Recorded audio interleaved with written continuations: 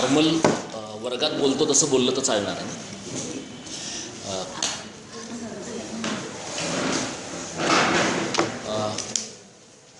Doctor Chaitra Redkar, प्राध्यापिका अरुणा दुभाषी, SNDT विद्यापीठाच्या विविध भाषा आणि इतर विभागांमधले सहकारी प्राध्यापक आणि मित्र, सर्वप्रथम मी SNDT विद्यापीठाचं अभिनंदन करतो की या प्रकारचा राज्यभाषा पंधरवडा त्यांना साजरा करावासा वाटतो आहे आणि तो विविध विभागांच्या एकत्रित प्रयत्नांमधनं करावासा वाटतो आहे. कारण बरेचदा असं होतं की विद्यापीठांमधल्या मराठी भाषेतर विभागांना असं वाटतं की भाषेचं सगळं काम ही मराठी भाषा विभागाची जबाबदारी आहे आणि मराठी भाषा विभागाला असं वाटतं की आपण साहित्याचे विद्यार्थी आहोत, त्यामुळे साहित्याचं काम करणं ही आपली जबाबदारी आहे, भाषेचं काम करणं ही सरकारची जबाबदारी आहे. आणि सरकारला ते वाटत नसतं हे आपल्याला माहिती आहेच.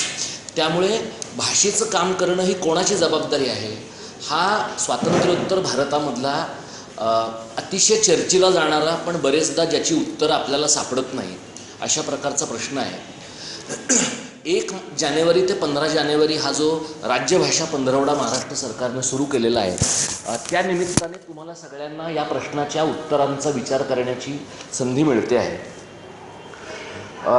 याच्या अगोदर हा पंधरवडा 1 मे ते 15 मे असा होता. म्हणजे नवं सरकार आल्यानंतर त्यांनी त्या पंधरवड्याचा कालावधी बदललेला आहे. आधी तो 1 मे ते 15 मे असा होता आणि 1 मेला म्हटलं तर एक लॉजिक होतं की तो महाराष्ट्र दिन आहे.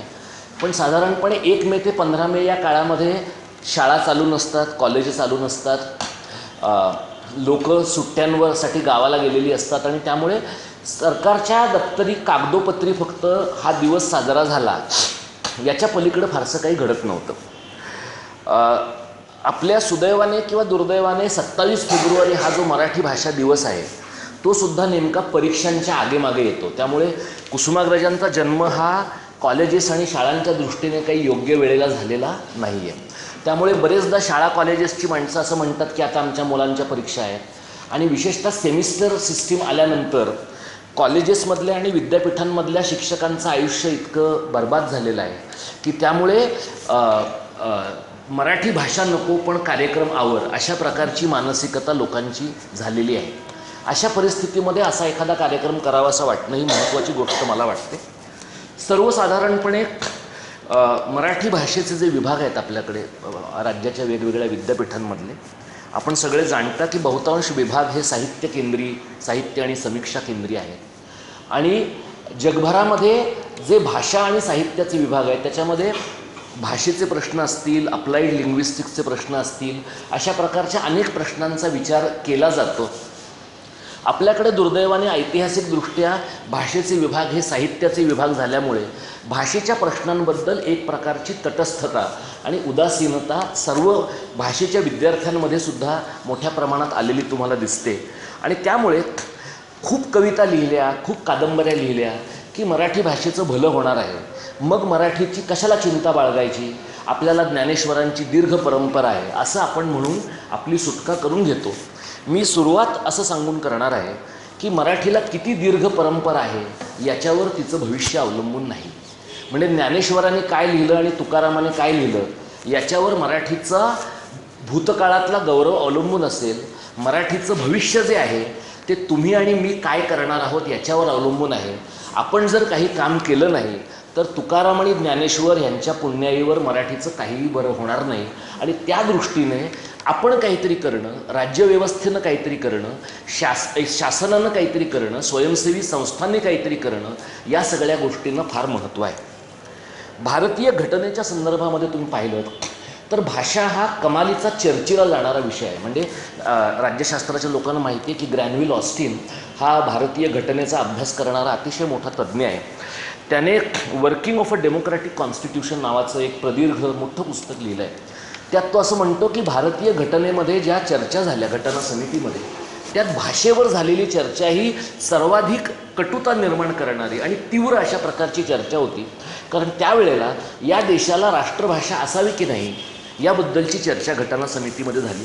आणि 2 प्रकारचे लोक घटना समितीमध्ये होते. एक म्हणजे हिंदीवाले ज्यांचं असं म्हणणं होतं की हिंदी, आणि मी हिंदी म्हणतो, मी हिंदुस्थानी म्हणत नाही आहे, हिंदी जिला आता आपण खडी बोली किंवा उत्तरेतल्या ब्राह्मणांची हिंदी असं आपण म्हणतो, त्या प्रकारची हिंदी ही या देशाची राष्ट्रभाषा व्हावी अशा प्रकारचा आग्रह या मंडळींनी धरला. गांधी त्या मानाने बऱ्यापैकी रॅशनल आणि जमिनीवर पाय असणारे होते, त्यामुळे हिंदी आणि उर्दूचं मिश्रण असणारी हिंदुस्थानी ही या देशाची राष्ट्रभाषा व्हावी अशा प्रकारचा आग्रह गांधींनी धरला.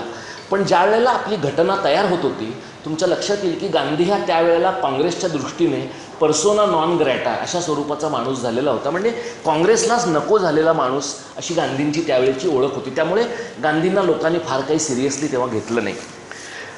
दक्षिणेतली जी सगळी राज्य होती त्यांचं असं म्हणणं होतं की आम्ही हिंदी मानणार नाही, कारण हिंदी हे त्यांच्या दृष्टीने आर्यांच्या वर्चस्वाचं साधन आहे, आणि म्हणून हिंदी आणि इंग्रजीत निर्माण झालेल्या वादविवादामध्ये भारतीय घटनेमध्ये राष्ट्रभाषा हा शब्द नाही. त्यामुळे आपण एकूण राष्ट्रभाषा, राजभाषा, राज्यभाषा, प्रादेशिक भाषा हा सगळा डिस्कोर्स विचारात घेताना एक लक्षात घेऊया की भारत नावाच्या देशाला राष्ट्रभाषा नाही. तुम्हाला जर कोणी सांगितलं की भारताला राष्ट्रभाषा आहे तर तो एक पर्सिस्टंट प्रॉपगँडा, ह्याच्या पलीकडे त्याला तुम्ही महत्त्व देऊ नका. हिंदी ही केंद्र सरकारच्या कामकाजाची राजभाषा आहे. जसं मराठी ही महाराष्ट्र शासनाच्या कामकाजाची भाषा आहे, तशी हिंदी ही केंद्र सरकारच्या कामकाजाची भाषा आहे, आणि इंग्रजी ही केंद्र सरकारच्या कामकाजाची सहभाषा आहे. 1950 ते 65 या सालामध्ये आपण असा प्रयत्न केला भारताच्या पातळीवर की इंग्रजी पूर्णतः जाऊन हिंदी तिथे यावी असा लालबहादूर शास्त्रींच्या काळामध्ये प्रयत्न करण्यात आला. आणि दक्षिणेमध्ये ज्याला अँटी हिंदी रायट्स असं आपण म्हणतो, अशा खूप दंगली विशेषतः चेन्नईमध्ये झाल्या, खूप लोक मारले गेले, आणि लोकांचं असं म्हणणं होतं की आम्हाला हिंदी नको. मग आम्हाला हिंदी नको तर काय पाहिजे, तर आम्हाला इंग्रजी चालेल, पण त्याहीपेक्षा आम्हाला आमच्या भाषा चालतील. 1950च्या नंतर तुम्हाला असं दिसेल 53 साली विशेषतः आंध्र प्रदेशमध्ये पोट्टी श्रीरामुलू नावाच्या गृहस्थांनी आमरण उपोषण केलं, आणि आत्ताच्या काळामध्ये जशी 4 तासाची 8 तासाची आमरण उपोषणं असतात तशी ती आमरण उपोषणं नसल्यामुळे तो माणूस ॲक्च्युअली त्या उपोषणात मेला. म्हणजे उपोषणामध्ये माणसं मरण्याची जी रेअर उदाहरणं आहेत त्याच्यामध्ये ते उदाहरण आहे की त्या माणसाने 52 दिवस उपोषण केलं आणि ते अंतिमतः गेले. आणि नेहरूंसारखा माणूस जो गांधींचा शिष्य होता, उपोषणाच्या चळवळीतनं आला होता, त्याही माणसाने, गांधीवादी माणसाने केलेलं उपोषण सिरियसली घेतलं नाही. आणि त्यामुळे आंध्र प्रदेश या राज्याची निर्मिती ही उपोषणामुळे नाही, उपोषण अयशस्वी झाल्यानंतर झालेल्या दंगलीतनं झालेली आहे. त्यामुळे भाषावार प्रांतरचनेच्या बाबतीमध्ये भारतीय समाजातला एक पारंपरिक दृष्टिकोन असा आहे की जोपर्यंत तुम्ही रस्त्यावर उतरत नाही तोपर्यंत तुमच्या भाषेचं काही भलं होत नाही. म्हणजे इथे आपण मुंबईमध्ये जे म्हणतो की नाही, शिवसेनावाल्या लोकांना काय आखलं आहे, ते सारखे रस्त्यावर येतात, दुकानांच्या पाट्यांवर डांबर फसतात, ह्यांना काही क्रिएटिव्ह सुचतं की नाही. त्यांना किंवा तेलुगू देसमला किंवा आसाम गण परिषदेला जेव्हा काही क्रिएटिव्ह सुचत असेल तर ते आपल्याला माहीतच नसतं. आपल्याला एवढंच कळतं की ते दुकानांना डांबर फासत आहेत, कारण व्हिजिबिलिटी ही दुकानांना डांबर फासण्यामध्ये आहे, क्रिएटिव्ह कामं करण्यामध्ये नाही आहे. म्हणजे शिवसेनेनं केलेलं, तुम्ही मला जर विचारलं महत्त्वाचं सगळ्यात काम, तर ते स्थानिय लोकाधिकार समितीचं आहे, ज्यातनं त्यांनी प्रचंड मोठ्या प्रमाणात मराठी माणसांना रोजगार दिला. पण स्थानिय लोकाधिकार समिती हे शिवसेनेच्या डिस्कोर्समध्ये सुद्धा कमालीचं नेग्लेक्टेड काम आहे, कारण त्या कामाला न्यूसन्स व्हॅल्यू नाही आहे. त्यामुळे आपण एक लक्षात घेऊया की आपला सगळा राजभाषेबद्दलचा जो विचार आहे तो एकीकडे सनदशीर मार्गाने जाणाऱ्या चळवळी आणि दुसरीकडे रस्त्यावरनं केलेली आंदोलनं यांच्यामध्ये दुभंगला अशा पद्धतीनं गेलेला आहे. 53 साली आंध्र प्रदेशची निर्मिती झाली, आणि आंध्र प्रदेश हे फार इंटरेस्टिंग राज्य आहे बघा. आंध्र प्रदेशची निर्मिती झाली आणि भाषावार प्रांतरचनेचा मार्ग मोकळा झाला. तेलंगणची निर्मिती झाली आणि आता लोक दुसऱ्या राज्य पुनर्रचनेचा विचार करायला लागलेत किंवा मांडायला लागलेले आहेत. त्यामुळे 1956 साली ज्या ज्या राज्यांमधल्या भाषावार प्रांतरचनेचे प्रश्न प्रलंबित राहिले होते त्या सगळ्या राज्यांच्या दृष्टीनं काही नवा एक विचार लोक आता करत आहेत. महाराष्ट्राच्या बाबतीमधला इतिहास काही प्रमाणामध्ये तुम्हाला माहिती आहे की मुंबई या शहराचं काय करायचं ह्याच्याबद्दल महाराष्ट्रातले काँग्रेसवाले, गुजरातमधले काँग्रेसवाले आणि नेहरू यांच्यामध्ये असलेल्या तीव्र मतभेदांमुळे महाराष्ट्र राज्याची निर्मिती जी 56 साली व्हायला पाहिजे होती ती पुढे 4 वर्षांच्या संघर्षानंतर झाली. आणि थोडं क्लिशेड वाटतं हे, पण नेहरूंना नेहरूंचा जो एक रोमॅन्टिक असा वर्ल्ड व्ह्यू आहे, जागतिक दृष्टिकोन आहे, त्याच्यामध्ये ही भाषावार प्रांतरचना, प्रादेशिकता, संकुचितता या सगळ्या गोष्टी बसत नव्हत्या. आता नेहरू हा सर्वाधिक वलयांकित अशा प्रकारचा नेता जरी असला तरी तुम्ही रॉबर्ट किंगचं जर Nehru and language politics in India नावाचं पुस्तक पाहिलं तर नेहरूंचे इंग्रजी भाषेबद्दलचं त्यांचं प्रेम, इंग्रजीतनं येणाऱ्या विचार विश्वाबद्दलचं प्रेम आणि स्वातंत्र्योत्तर भारतातल्या गरजा, भाषिक गरजा याच्याबद्दल मला असं वाटतं की नेहरूंमध्ये एक प्रकारचा डिस्कनेक्ट होता. म्हणजे एकतर नेहरू फार काही प्रादेशिक भाषा चांगल्या बोलू शकत होते असं नाही. म्हणजे तुम्ही गांधी आणि नेहरूंमधला हा फरक लक्षात घ्या की गांधी या माणसाला अगदी सोपी पण अनेक प्रकारच्या भाषा बोलता यायच्या आणि त्याच्यामुळे गांधी हा माणूस एखाद्याला सर्दी झाली तरी काय करायचं त्याने या प्रकारची उत्तरं गुजरातीत तर गुजरातीत, हिंदीत तर हिंदीत अशा प्रकारे देऊ शकायचा आणि म्हणून तो आपल्यासारखा ऑर्डिनरी माणूस राहिला. Nehru all sed and done हा ॲरिस्टोक्रॅटिक माणूस आहे आणि म्हणून तुमच्या असं लक्षात येईल की इंग्रजी भाषेचं या देशावरचं जे वर्चस्व आहे ती पार्शली नेहरूंची देणगी आहे. ती चांगली आहे असं माझं अजिबात म्हणणं नाही आहे, पण ती नेहरूंच्या राजकीय वर्चस्वाची, वैचारिक वर्चस्वाची देणगी आहे. कारण नेहरूंनी इंग्रजीच्या विचार विश्वाला या देशामध्ये प्रतिष्ठा मिळवून दिली आणि त्यामुळे आपण एखादा माणूस मराठीबद्दल बोलायला लागला की आपण म्हणतो की नाही पण आपल्याला इंग्रजी तर यायलाच पाहिजे. पण एखादा माणूस इंग्रजीबद्दल बोलायला लागल्यावर आपण त्याला असं नाही म्हणत की नाही पण तुम्हाला गुजराती यायलाच पाहिजे, तुम्हाला मराठी यायलाच पाहिजे. म्हणजे आपण हे प्रिझ्युम करतो की जो इंग्रजीबद्दल बोलणार आहे ना तो प्रादेशिक भाषांबद्दल काय तो बोलला किंवा नाही बोलला तरी चालतं. म्हणजे आपण प्रादेशिक भाषांच्याबद्दल विचार करणाऱ्या माणसांच्या बाबतीमध्ये सर्वसाधारणपणे एका अपराध गंडाने ग्रासलेलो आहोत. संपूर्ण भाषावार प्रांतरचना झाल्यानंतरचा गेल्या 60 वर्षातला काळ तुम्ही पहा की आपण 2 प्रकारच्या भाषिक तरतुदी केल्या. एक म्हणजे भाषिक अल्पसंख्याकांचं काय करायचं. देशभरामध्ये लिंग्विस्टिक मायनॉरिटी कमिशन्स आहेत जी देशभरातल्या भाषिक अल्पसंख्याकांच्या प्रश्नांच्याबद्दल कामं करत असतात आणि सर्व राज्यांनी आपापले ऑफिशियल लँग्वेजेस ॲक्ट हे निर्माण केलेले आहेत. महाराष्ट्र सरकारनं 1964 साली स्वतःचा राजभाषा अधिनियम आणला जो 65 सालापासून लागू झाला. म्हणजे 65 सालापासून 2015 सालापर्यंत जवळपास महाराष्ट्राच्या राजभाषा अधिनियमाच्या अंमलबजावणीला आता 50 वर्ष झाली आहे. नवं सरकार जेव्हा आता भाजप सेनेचं आलं तेव्हा त्यांनी तो जो 1965चा राजभाषा अधिनियम आहे त्याच्यामध्ये काही मूलभूत दुरुस्त्या केल्या आणि त्यांनी मराठी भाषा, देवनागरी लिपी याच्याबद्दलच्या ज्या तरतुदींमध्ये काही प्रकारची संदिग्धता होती असं सरकारला वाटलं, ती संदिग्धता घालवण्याचा त्यांनी काही प्रमाणामध्ये प्रयत्न केला. आता जेव्हा राजभाषा अधिनियम आला त्याचा एक महत्त्वाचा परिणाम असा की त्यानंतरच्या काळामध्ये तुम्ही विधिमंडळामध्ये अधिकृतरित्या मराठीमधनं बोलू शकता. इथल्या विधिमंडळाच्या कामकाजाची भाषा मराठी आहे, तुमच्या कायद्यांच्या निर्मितीची भाषा मराठी आहे. याचा अर्थ समजा तुम्हाला हिंदी येतं आहे किंवा तुम्हाला इंग्रजी येतं आहे तर तुम्हाला हिंदी किंवा इंग्रजीमध्ये महाराष्ट्राच्या विधिमंडळात बोलता येत नाही असं नाही, तुम्हाला बोलता येतं. तुमच्या बोलण्याचा राज्याच्या राजभाषेमध्ये अनुवाद करून दिला जातो. पण अपेक्षा अशी असते की तुमचा जो ऑडियन्स आहे तो सर्वसाधारणपणे मराठी जाणणारा असल्यामुळे जर तुम्ही सगळं फक्त इंग्रजीतनंच बोलत राहिलात तर तुमचं सगळं बोलणं हे फक्त मोजक्या लोकांपर्यंत राहील. त्यामुळे तुम्हाला दिसतं की विधिमंडळामध्ये एखादा अबू आझमीसारखा आडेल तट्टू माणूस जर तुम्ही सोडलात तर बाकी सर्वसाधारणपणे सर्व जाती आणि धर्माचे लोक हे मराठी चांगलं बोलतात. जसं तुमच्याबरोबर शिकणारी अमराठी मुलंसुद्धा हळूहळू मराठी शिकतात तसं विधिमंडळातले लोकसुद्धा मोठ्या प्रमाणामध्ये मराठी शिकतात. आपले कायदे मात्र अजूनही इंग्रजीमध्येच बनवले जातात. आपला जो विधी आणि न्याय विभाग आहे महाराष्ट्र सरकारचा तो अतिशय बदमाश अशा स्वरूपाचा विभाग आहे. कारण तिथे इंग्रजी धार्जिणे लोक खूप आहेत आणि आपल्याकडे कायदे निर्मितीची जी प्रक्रिया आहे विशेषतः गेल्या 300-400 वर्षामधली ही लॅटिन आणि ग्रीकवरनं प्रभावित झालेली अशा प्रकारची कायदे निर्मितीची प्रक्रिया आहे. आणि त्याच्यामुळे आपण असं मानतो की कायद्याची जी परिभाषा आहे ती कायद्याची परिभाषा काय आम्हाला मराठीतनं करता येणार नाही. आणि म्हणून विधी आणि न्याय विभागाचं एक स्टँडर्ड ऑपरेटिंग प्रोसिजर आहे की आम्ही कायदे इंग्रजीमधनं करणार आणि मग भाषा संचालनालयाकडं आम्ही ते पाठवून देणार आणि मग ते त्याचा मराठीतनं अनुवाद करणार. बरेचसे लोक जे असं म्हणतात की मराठी राजभाषा तर करायला हवी पण केवढी क्लिष्ट आहे तुमची मराठी भाषा सरकारची, ती जरा सोपी करा. आपल्याकडे इंग्रजी तुम्ही कशीही लिहा तिच्याबद्दल लोकांची तक्रार असत नाही. कारण इंग्रजी भाषा लिहिणाऱ्या लोकांमध्ये ब्राह्मण आणि बिगर ब्राह्मण हा भेद नाही आहे.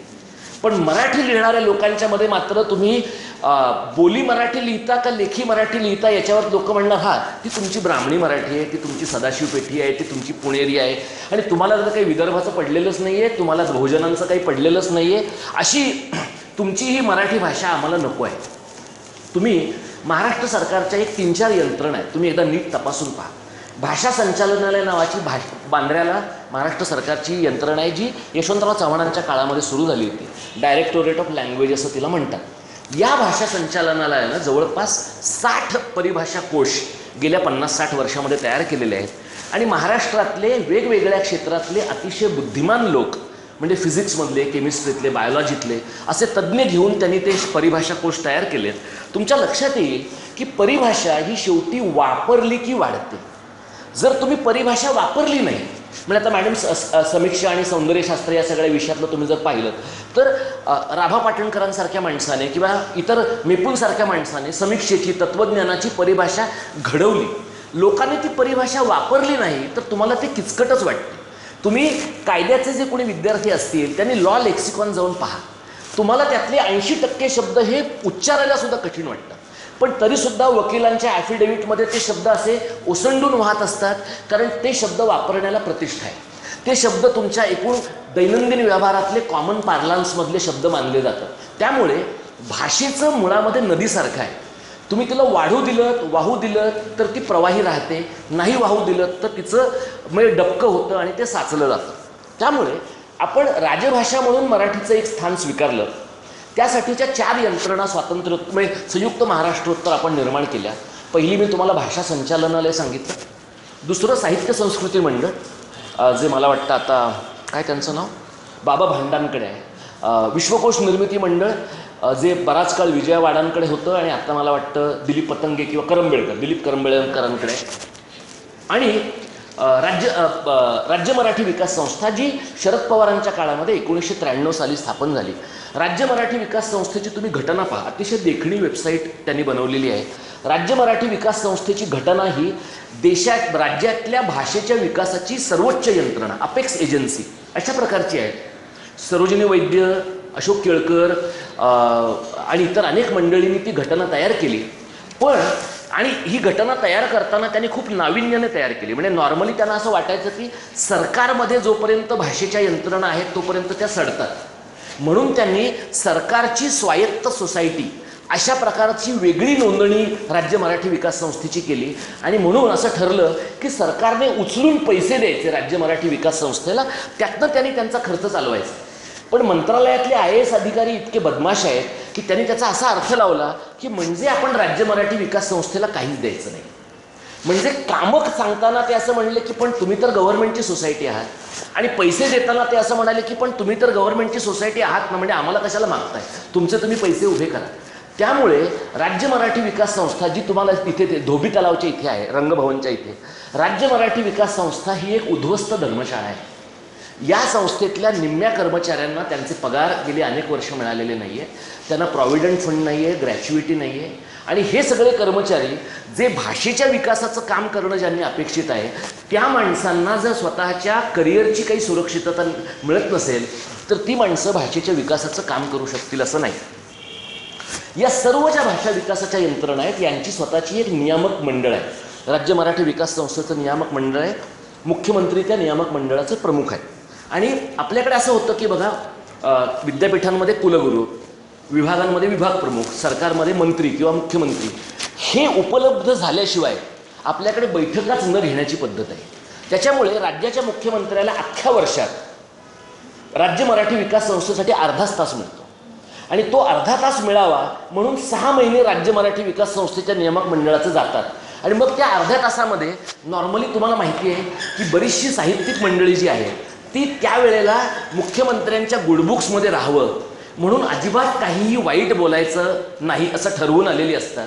आणि त्याच्यामध्ये सुद्धा ज्यांची टर्म संपत आली आहे ते आपलं विस्थापन इथून तिथे कुठेतरी होईल या प्रकारच्या मनस्थितीत असतात. त्यामुळे साधं उदाहरण मी तुम्हाला सांगतो, राज्य मराठी विकास संस्था बंद करायचं ठरवलं सरकारने 2010 साली. त्यावेळेला राज्य मराठी विकास संस्थेच्या नियामक मंडळाने एका शब्दाने विरोध केला नाही. आम्ही लोकांनी बाहेरनं विरोध केला, त्यावेळेला सरकारने राज्य मराठी विकास संस्थेचं बंद करणं थांबवलं. म्हणजे जे काम आतल्या माणसांनी करणं अपेक्षित आहे ते बाहेरच्या माणसांना करावं लागतं. याचा अर्थ आपल्या ज्या भाषा विकासाच्या यंत्रणा आहेत त्या पुरेशा सक्षम नाही आहेत. तर्कतीर्थ लक्ष्मण शास्त्री जोशी हे विश्वकोश निर्मिती मंडळाचे अध्यक्ष होते. आपल्याकडं काही माणसांच्याबद्दल अजिबात असं निगेटिव्ह बोलण्याची पद्धत नाही, तर बराच काळ तर्कतीर्थांबद्दल आपल्याकडे काहीच बोलण्याची पद्धत नव्हती. पण तुम्ही लक्षात घ्या, तर्कतीर्थ हे महान विद्वान होते, पण तर्कतीर्थ हे वाईट ॲडमिनिस्ट्रेटर होते. त्यांच्या काळामध्ये 45 वर्षात फक्त 18 खंड आलेले आहेत विश्वकोशाचे, व्हेअर ॲज एन्सायक्लोपीडिया ब्रिटानिका दरवर्षी नव्याने निघतो. म्हणजे तुम्हाला जर मराठी विश्वकोश रेलेव्हंट ठेवायचा असेल तर तुम्हाला तो सातत्यानं नव्याने काढला पाहिजे. आम्ही 2010 साली महाराष्ट्र सरकारला असं सुचवलं होतं की विकिपीडियावर ते कसं करतात, क्राऊड सोर्सिंग करतात. लोक लिहितात विकिपीडियावर, त्याच्यामध्ये फापट पसारा असतो, खोटारडेपणा असतो, कचरा असतो, पण तरीसुद्धा विकिपीडियावरल्या किमान 50% नोंदी तरी लोक योग्य आहेत असं मानतात. आम्ही त्यांना असं म्हटलं होतं की तुम्ही विकिपीडियासारखं लोकांना तुमच्या साईट्स खुल्या करा, लोकांना लिहू दे वेगवेगळ्या विषयावर. तुमच्या संपादक मंडळाकडनं तुम्ही त्याचं स्क्रीनिंग करून घ्या, तुम्हाला योग्य वाटतं तेवढं निवडा. म्हणजे तुम्हाला पैसे न खर्च करता महाराष्ट्रभरातून तुमच्या विषयांवर लिहिणारे लोक मिळतील. पण तेव्हा त्यांचं असं म्हणणं होतं की नाही, पण सरकारच्या साईटवर चुकीचा मजकूर आला तर काय करायचं. सरकारच्या साईटवर मजकूरच न येण्यापेक्षा थोडा चुकीचा मजकूर आला तर काय बिघडतं. पण या प्रकारचा विचार या मंडळीने केला नाही. साहित्य संस्कृती मंडळाचं काम हे साहित्यविषयक पुस्तकं प्रसिद्ध करणं हे आहे. साधारणपणे तुम्ही गेल्या 50 वर्षातल्या जर याद्या पाहिल्यात सगळ्या नियामक मंडळांच्या आणि सल्लागार समित्यांच्या, तर आपल्याकडे बहुतांश ठिकाणी साहित्यिक मंडळींचा भरणा आहे. याचं कारण साहित्याचा विकास आणि भाषेचा विकास ह्या दोन वेगळ्या गोष्टी आहेत हे सरकारला माहिती नाही आहे. मी तुम्हाला प्रत्यक्षात घडलेलं उदाहरण सांगतो. 2010 साली मराठी भाषेचा विभाग सरकारनं स्थापन केला.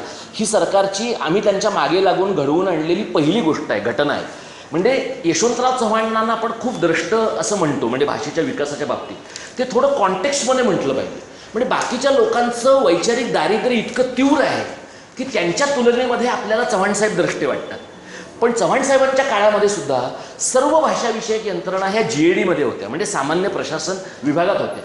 मुळात सामान्य प्रशासन विभागाचा भाषेच्या विकासाशी काही संबंध नाही, कारण तुमच्याही विद्यापीठात GAD हा विभाग असेल, त्यांना टेबल खुर्च्या आणि माणसं यांच्यातला फरक कळत नाही.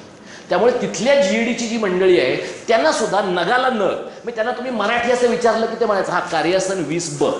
कार्यासन 20B याच्या पलीकडे त्यांचा मराठी भाषेच्या विकासाशी काही संबंध नव्हता.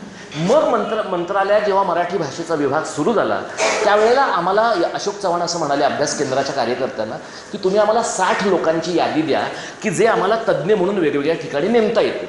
मग आम्ही आमच्यातल्या कार्यकर्त्यांनी विचार करून आमची सगळ्यांची नावं वगळून महाराष्ट्रातल्या 60 लोकांची नावं त्यांना आम्ही दिली. त्यातली त्यांनी 3 निवडली आणि मग अशोक चव्हाणांना एकदा वर्षावर आम्ही भेटायला गेलो कार्यकर्ते, तर ते म्हणाले की तुम्हाला तर माहिती आहे ना कशा याद्या बनतात, निम्मे त्यांचे आहेत निम्मे आमचे आहेत, म्हणजे निम्मे राष्ट्रवादीचे आहेत निम्मे काँग्रेसचे आहेत. त्यामुळे तुमच्या लक्षात येईल की भाषेच्या, आणि हे आता थोडा माझा या बाबतीतला अभ्यास झालेला असल्यामुळे सगळ्या याद्या स्क्रीन करून आत्ताही मी तुम्हाला सांगू शकेन की यातला शिवसेनेचा कोण आहे, रिपाईचा कोण आहे आणि भाजपचा कोण आहे. त्यामुळे तुमच्या असं लक्षात येईल की भाषेच्या विकासापेक्षा सुद्धा भाषेच्या विकासाच्या माध्यमातून आपला पॉलिटिकल अजेंडा तयार करणं हे सर्व राजकीय पक्षांच्या दृष्टिकोनातनं महत्त्वाचं झालं आहे. आणि मी याबद्दल निराशावादी नाही आहे, म्हणजे या बाबतीमध्ये मी असा सिनिकल विचार करत नाही की काय प्रकारचे लोक तुम्ही नेमता. माझं असं म्हणणं आहे की तुम्ही भाजपचा माणूस नेमा, राष्ट्रवादीचा नेमा, पण ज्याला भाषेतलं कळतंय असा नेमा. मग आता तुम्ही भाषा सल्लागार समितीतल्या लोकांच्या याद्या बघितल्यात तर कुणी पोवाड्याचा अभ्यासक आहे, कुणी लावणीचा अभ्यासक आहे, कुणी लोककथांचा अभ्यासक आहे. या माणसांची जागा आहे, पण या माणसांची जागा लोककथेच्या मंडळामध्ये आहे, या माणसांची जागा दुसऱ्या क्षेत्रामध्ये आहे. भाषेच्या विकासासाठी तुम्हाला एखादा अशोक केळकरांसारखा तज्ज्ञ लागतो, एखादा प्रकाश परबांच्यासारखा तज्ज्ञ लागतो की ज्यांनी भाषा विज्ञान ह्या विषयावर काम केलं आहे. बऱ्याच काळानंतर आता तुम्हाला असं दिसेल की पहिल्यांदा सदानंद मोरे हा पहिल्यांदा नॉन लिटररी असा अध्यक्ष आहे, म्हणजे तत्त्वज्ञानाचा माणूससुद्धा भाषा सल्लागार समितीचा अध्यक्ष होऊ शकतो. सदानंद मोरे हे सुद्धा तसे कन्फर्मिस्ट आहेत, म्हणजे सरकारला अनुकूल अशा प्रकारची चाल चालणारे विचारवंत आहेत. पण तरीसुद्धा तुम्ही लक्षात घ्या की सरकार शेवटी त्यांना चालतं असेच विचारवंत निवडतं. त्यामुळे ह्या बाबतीमध्ये कार्यकर्ता म्हणून माझी काही मतं असली तरी माझे पाय जमिनीवर आहेत. त्याच्यामुळे आम्हाला वाटतं तसं घडणार नाही हे आम्हाला माहिती आहे. पण आम्ही त्यांना खूप पुश केलं की मग नाईलाज असते ते त्यांच्या पोतडीतनं थोडी बरी माणसं काढतात. तो हा थोडासा या सगळ्या प्रोसेसचा क्विडप्रोको असा भाग आहे. आता नेमकं काय झालं राजभाषा मराठी झाल्यामुळे, तर एक गोष्ट अशी झाली की मराठी टाळण्याची साधनं जी महाराष्ट्रामध्ये उपलब्ध होती, ज्याला आपल्याकडे राजभाषा अधिनियमामध्ये वर्जित प्रयोजनं असं म्हणतात. म्हणजे वर्जित प्रयोजनं याचा अर्थ या कारणांसाठी तुम्ही मराठी नाही वापरली तरी चालण्यासारखी आहे. म्हणजे समजा उद्या उत्तर प्रदेशच्या मुख्यमंत्र्यांना महाराष्ट्राच्या मुख्यमंत्र्याला एक पत्र लिहायचं आहे, तर ते पत्र तुम्हाला मराठीतनं नाही लिहिता येणार, ते पत्र तुम्हाला हिंदीत लिहिता येईल. पण ते पत्र महाराष्ट्राचा मुख्यमंत्री अजिबात हिंदीत लिहिणार नाही, कारण त्यातनं हिंदीचं वर्चस्व मान्य केल्यासारखं होतं.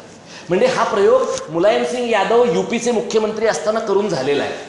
ते यूपीचे मुख्यमंत्री असताना त्यांनी दक्षिणेतल्या काही राज्यांना हिंदीत पत्र पाठवली, त्यांनी ती कचऱ्याच्या डब्यात फेकून दिली. कारण ते असं म्हणले हिंदी ही आमची भाषाच नाही आहे, आम्ही त्या भाषेमध्ये अजिबात पत्रव्यवहार करणार नाही. त्यामुळे मग राहतं काय, तर तुम्हाला इंग्लिशमधनं व्यवहार करावा लागतो. समजा तुमच्या इकडचं काही मॅटर सुप्रीम कोर्टात गेलेलं असेल, तर त्याच्याबद्दलचा सगळा जो पत्रव्यवहार आहे, म्हणजे समजा उद्या तुझी घोटाळ्यात एखादा माणूस महाराष्ट्रातला सापडला किंवा महाराष्ट्रातल्या सिंचन घोटाळ्यातल्या एखाद्या माणसाबद्दलचं काही मटेरियल तुम्हाला सुप्रीम कोर्टात द्यायचं आहे, ते तुम्हाला इंग्रजीमधनं द्यावं लागेल. ही जी प्रयोजनं आहेत ही वर्जित प्रयोजनं आहेत. राज्य मराठी विकास संस्थेच्या वेगवेगळ्या बैठकांची मिनिट्स आम्ही मागवली आणि मी तुम्हाला सांगतो की एखादी भाषा व्यवहारामध्ये आणण्याचं अतिशय सोपा मार्ग, जो तसा सोपा नाही आहे, जो गेली 4-5 वर्ष आम्ही वापरतो, तो म्हणजे माहितीच्या अधिकारात सरकारला भंडावून सोडणं. आणि माझ्या ही काम करणाऱ्या मित्राचं नाव सुद्धा आनंद भंडारे असं आहे, तो माझा मित्र आहे. आम्ही एकत्र बसून माहितीच्या अधिकाराचे प्रश्न काढतो. रेडकर मॅडमनी ज्याचा उल्लेख केला ते मराठी भाषेची अश्वेतपत्रिका नावाचं जे माझं पुस्तक आहे, ते सगळं पुस्तक सरकारकडनं मिळालेल्या अधिकृत माहितीवरचं आहे. त्यातल्या एका उत्तरामध्ये राज्य मराठी विकास संस्थेच्या 96 सालच्या एका बैठकीचा उल्लेख आहे.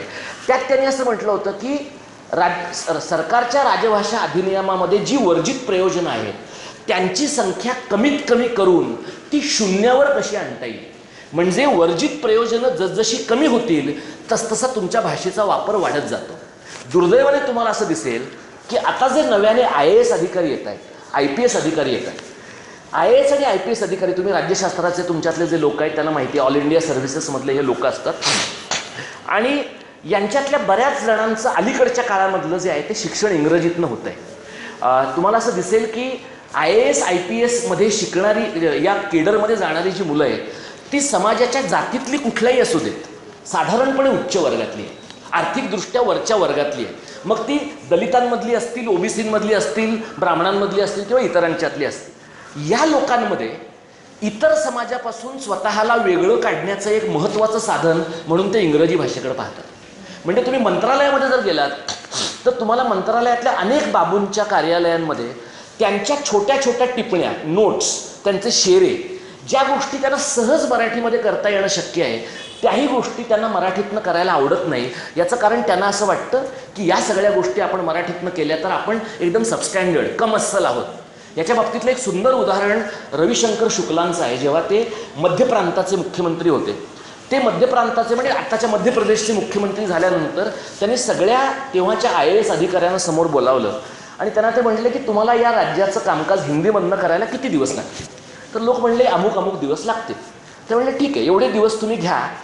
त्या दिवसानंतर कोणाचीही फाईल हिंदीशिवाय इतर भाषेतनं आली तर सही होणार नाही. आणि अर्थातच IAS अधिकाऱ्यांना एक सिलेक्टिव्ह ॲम्नेशिया असतो, त्यामुळे त्यांना वाटलं की विसरला असेल हा माणूस, म्हणून ती तारीख उलटल्यावरही त्यांनी हिंदीत न लिहिलेल्या फायली पाठवायला सुरुवात केली. रविशंकर शुक्लांनी त्यांना आठवण करून दिली की अमुक तारखेनंतर या राज्याचं कामकाज आपण हिंदीतून करणार होतो, तो दिवस सुरू झालेला असल्यामुळे यानंतर मी आपल्या फायलींवर त्या हिंदीत नसतील तर सह्या करू शकणार नाही. IAS अधिकाऱ्यांचं सगळं आयुष्यच फायलींमध्ये आणलेलं आहे. त्यामुळे सगळ्यांनी त्या फायली परत घेतल्या. दुर्दैवाने तुम्हाला असं दिसेल की आपल्याकडे राज्याची राजभाषा मराठी होऊन सुद्धा अगदी मंत्र्यांची नावं मराठीमधनं असावीत IAS अधिकाऱ्यांच्या पाट्या मराठीमधनं असाव्यात यासाठी सुद्धा आपल्याकडे आंदोलनं करावी लागतात. विधिमंडळामध्ये तुम्ही जर पाहिलं तर आपल्याकडे कायदे मराठीतनं इंग्रजीतनं बनवून येतात आणि सगळ्या राजकीय पक्षांच्या सामूहिक लबाडीमुळे आपण अधिकृतरित्या जे टेबल करतो, पटलावर जे ठेवतो, ते आपण असं म्हणतो की मराठी प्रत टेबलावर ठेवलेली आहे. त्यामुळे तुम्हाला असं दिसेल की समजा एखाद्या विषयावर तातडीची काही चर्चा चालू आहे विधिमंडळात, तर बरेचदा पहिल्यांदा जे बिल सगळ्या सभासदांच्या हातामध्ये येतं ते इंग्रजीत असतं. कारण इकडे ते बिल येतं आणि ताजं त्याचा अनुवाद शेजारी भाषा संचालनालयाचा माणूस करत असतो. म्हणजे 10 पानाच्या बिलातली 4च पानं आली आहेत, 5वं पान येतं आहे झेरॉक्स करून, अशा पद्धतीचं काम चाललेलं असतं. याचा अगदी विलक्षण अनुभव तुम्हाला लोकपाल बिलावरच्या चर्चेच्या वेळेला संसदेत आला असेल. लोकपाल बिल जेव्हा UPA 2च्या वेळेला संसदेमध्ये आलं, त्यावेळेला ते बिल संसदेत आल्यानंतर ते वाटलं गेलं आणि पहिल्यांदा विरोधी पक्षाने असा हात उचलला आणि ते म्हणले हिंदी कॉपी कुठं आहे. तर सरकार असं म्हणलं की हिंदी कॉपी चालू आहे, काम चाललं आहे आमचं, मग आम्ही तिथे ट्रान्सलेट करतोय. म्हणजे केंद्र सरकारकडे येणारं बिल कुठलं आहे, पहिल्यांदा अधिकृतरित्या हिंदी आहे. केंद्र सरकारचं बिल पहिल्यांदा हिंदीतच यायला पाहिजे. पण तुम्ही लक्षात घ्या की आपला सगळा जो राज्यकर्ता वर्ग आहे तो ह्या लबाडीतला सारखा साथीदार आहे. म्हणजे काँग्रेसचं सरकार होतं म्हणून ते लबाड होते आणि NDAचं आहे म्हणून ते करत नाहीत असं नाही. हिंदीचा जो आपला राजभाषा विभाग आहे केंद्राचा, तुम्ही लक्षात घ्या, हिंदीचा राजभाषा विभाग हा चिदंबरम यांच्याकडे होता. म्हणजे ते होम मिनिस्टर आहे. मुळात केंद्रातल्या होम मिनिस्ट्रीकडे किंवा गृहमंत्रालयाशी राजभाषा विभागाचा काहीही संबंध नाही. गृहमंत्रालयाचं काम काय आहे, किती वेळ आहे आपल्याकडे, तुमचा आहे 5-1 मिनिटाचा स्टॅमिना ना.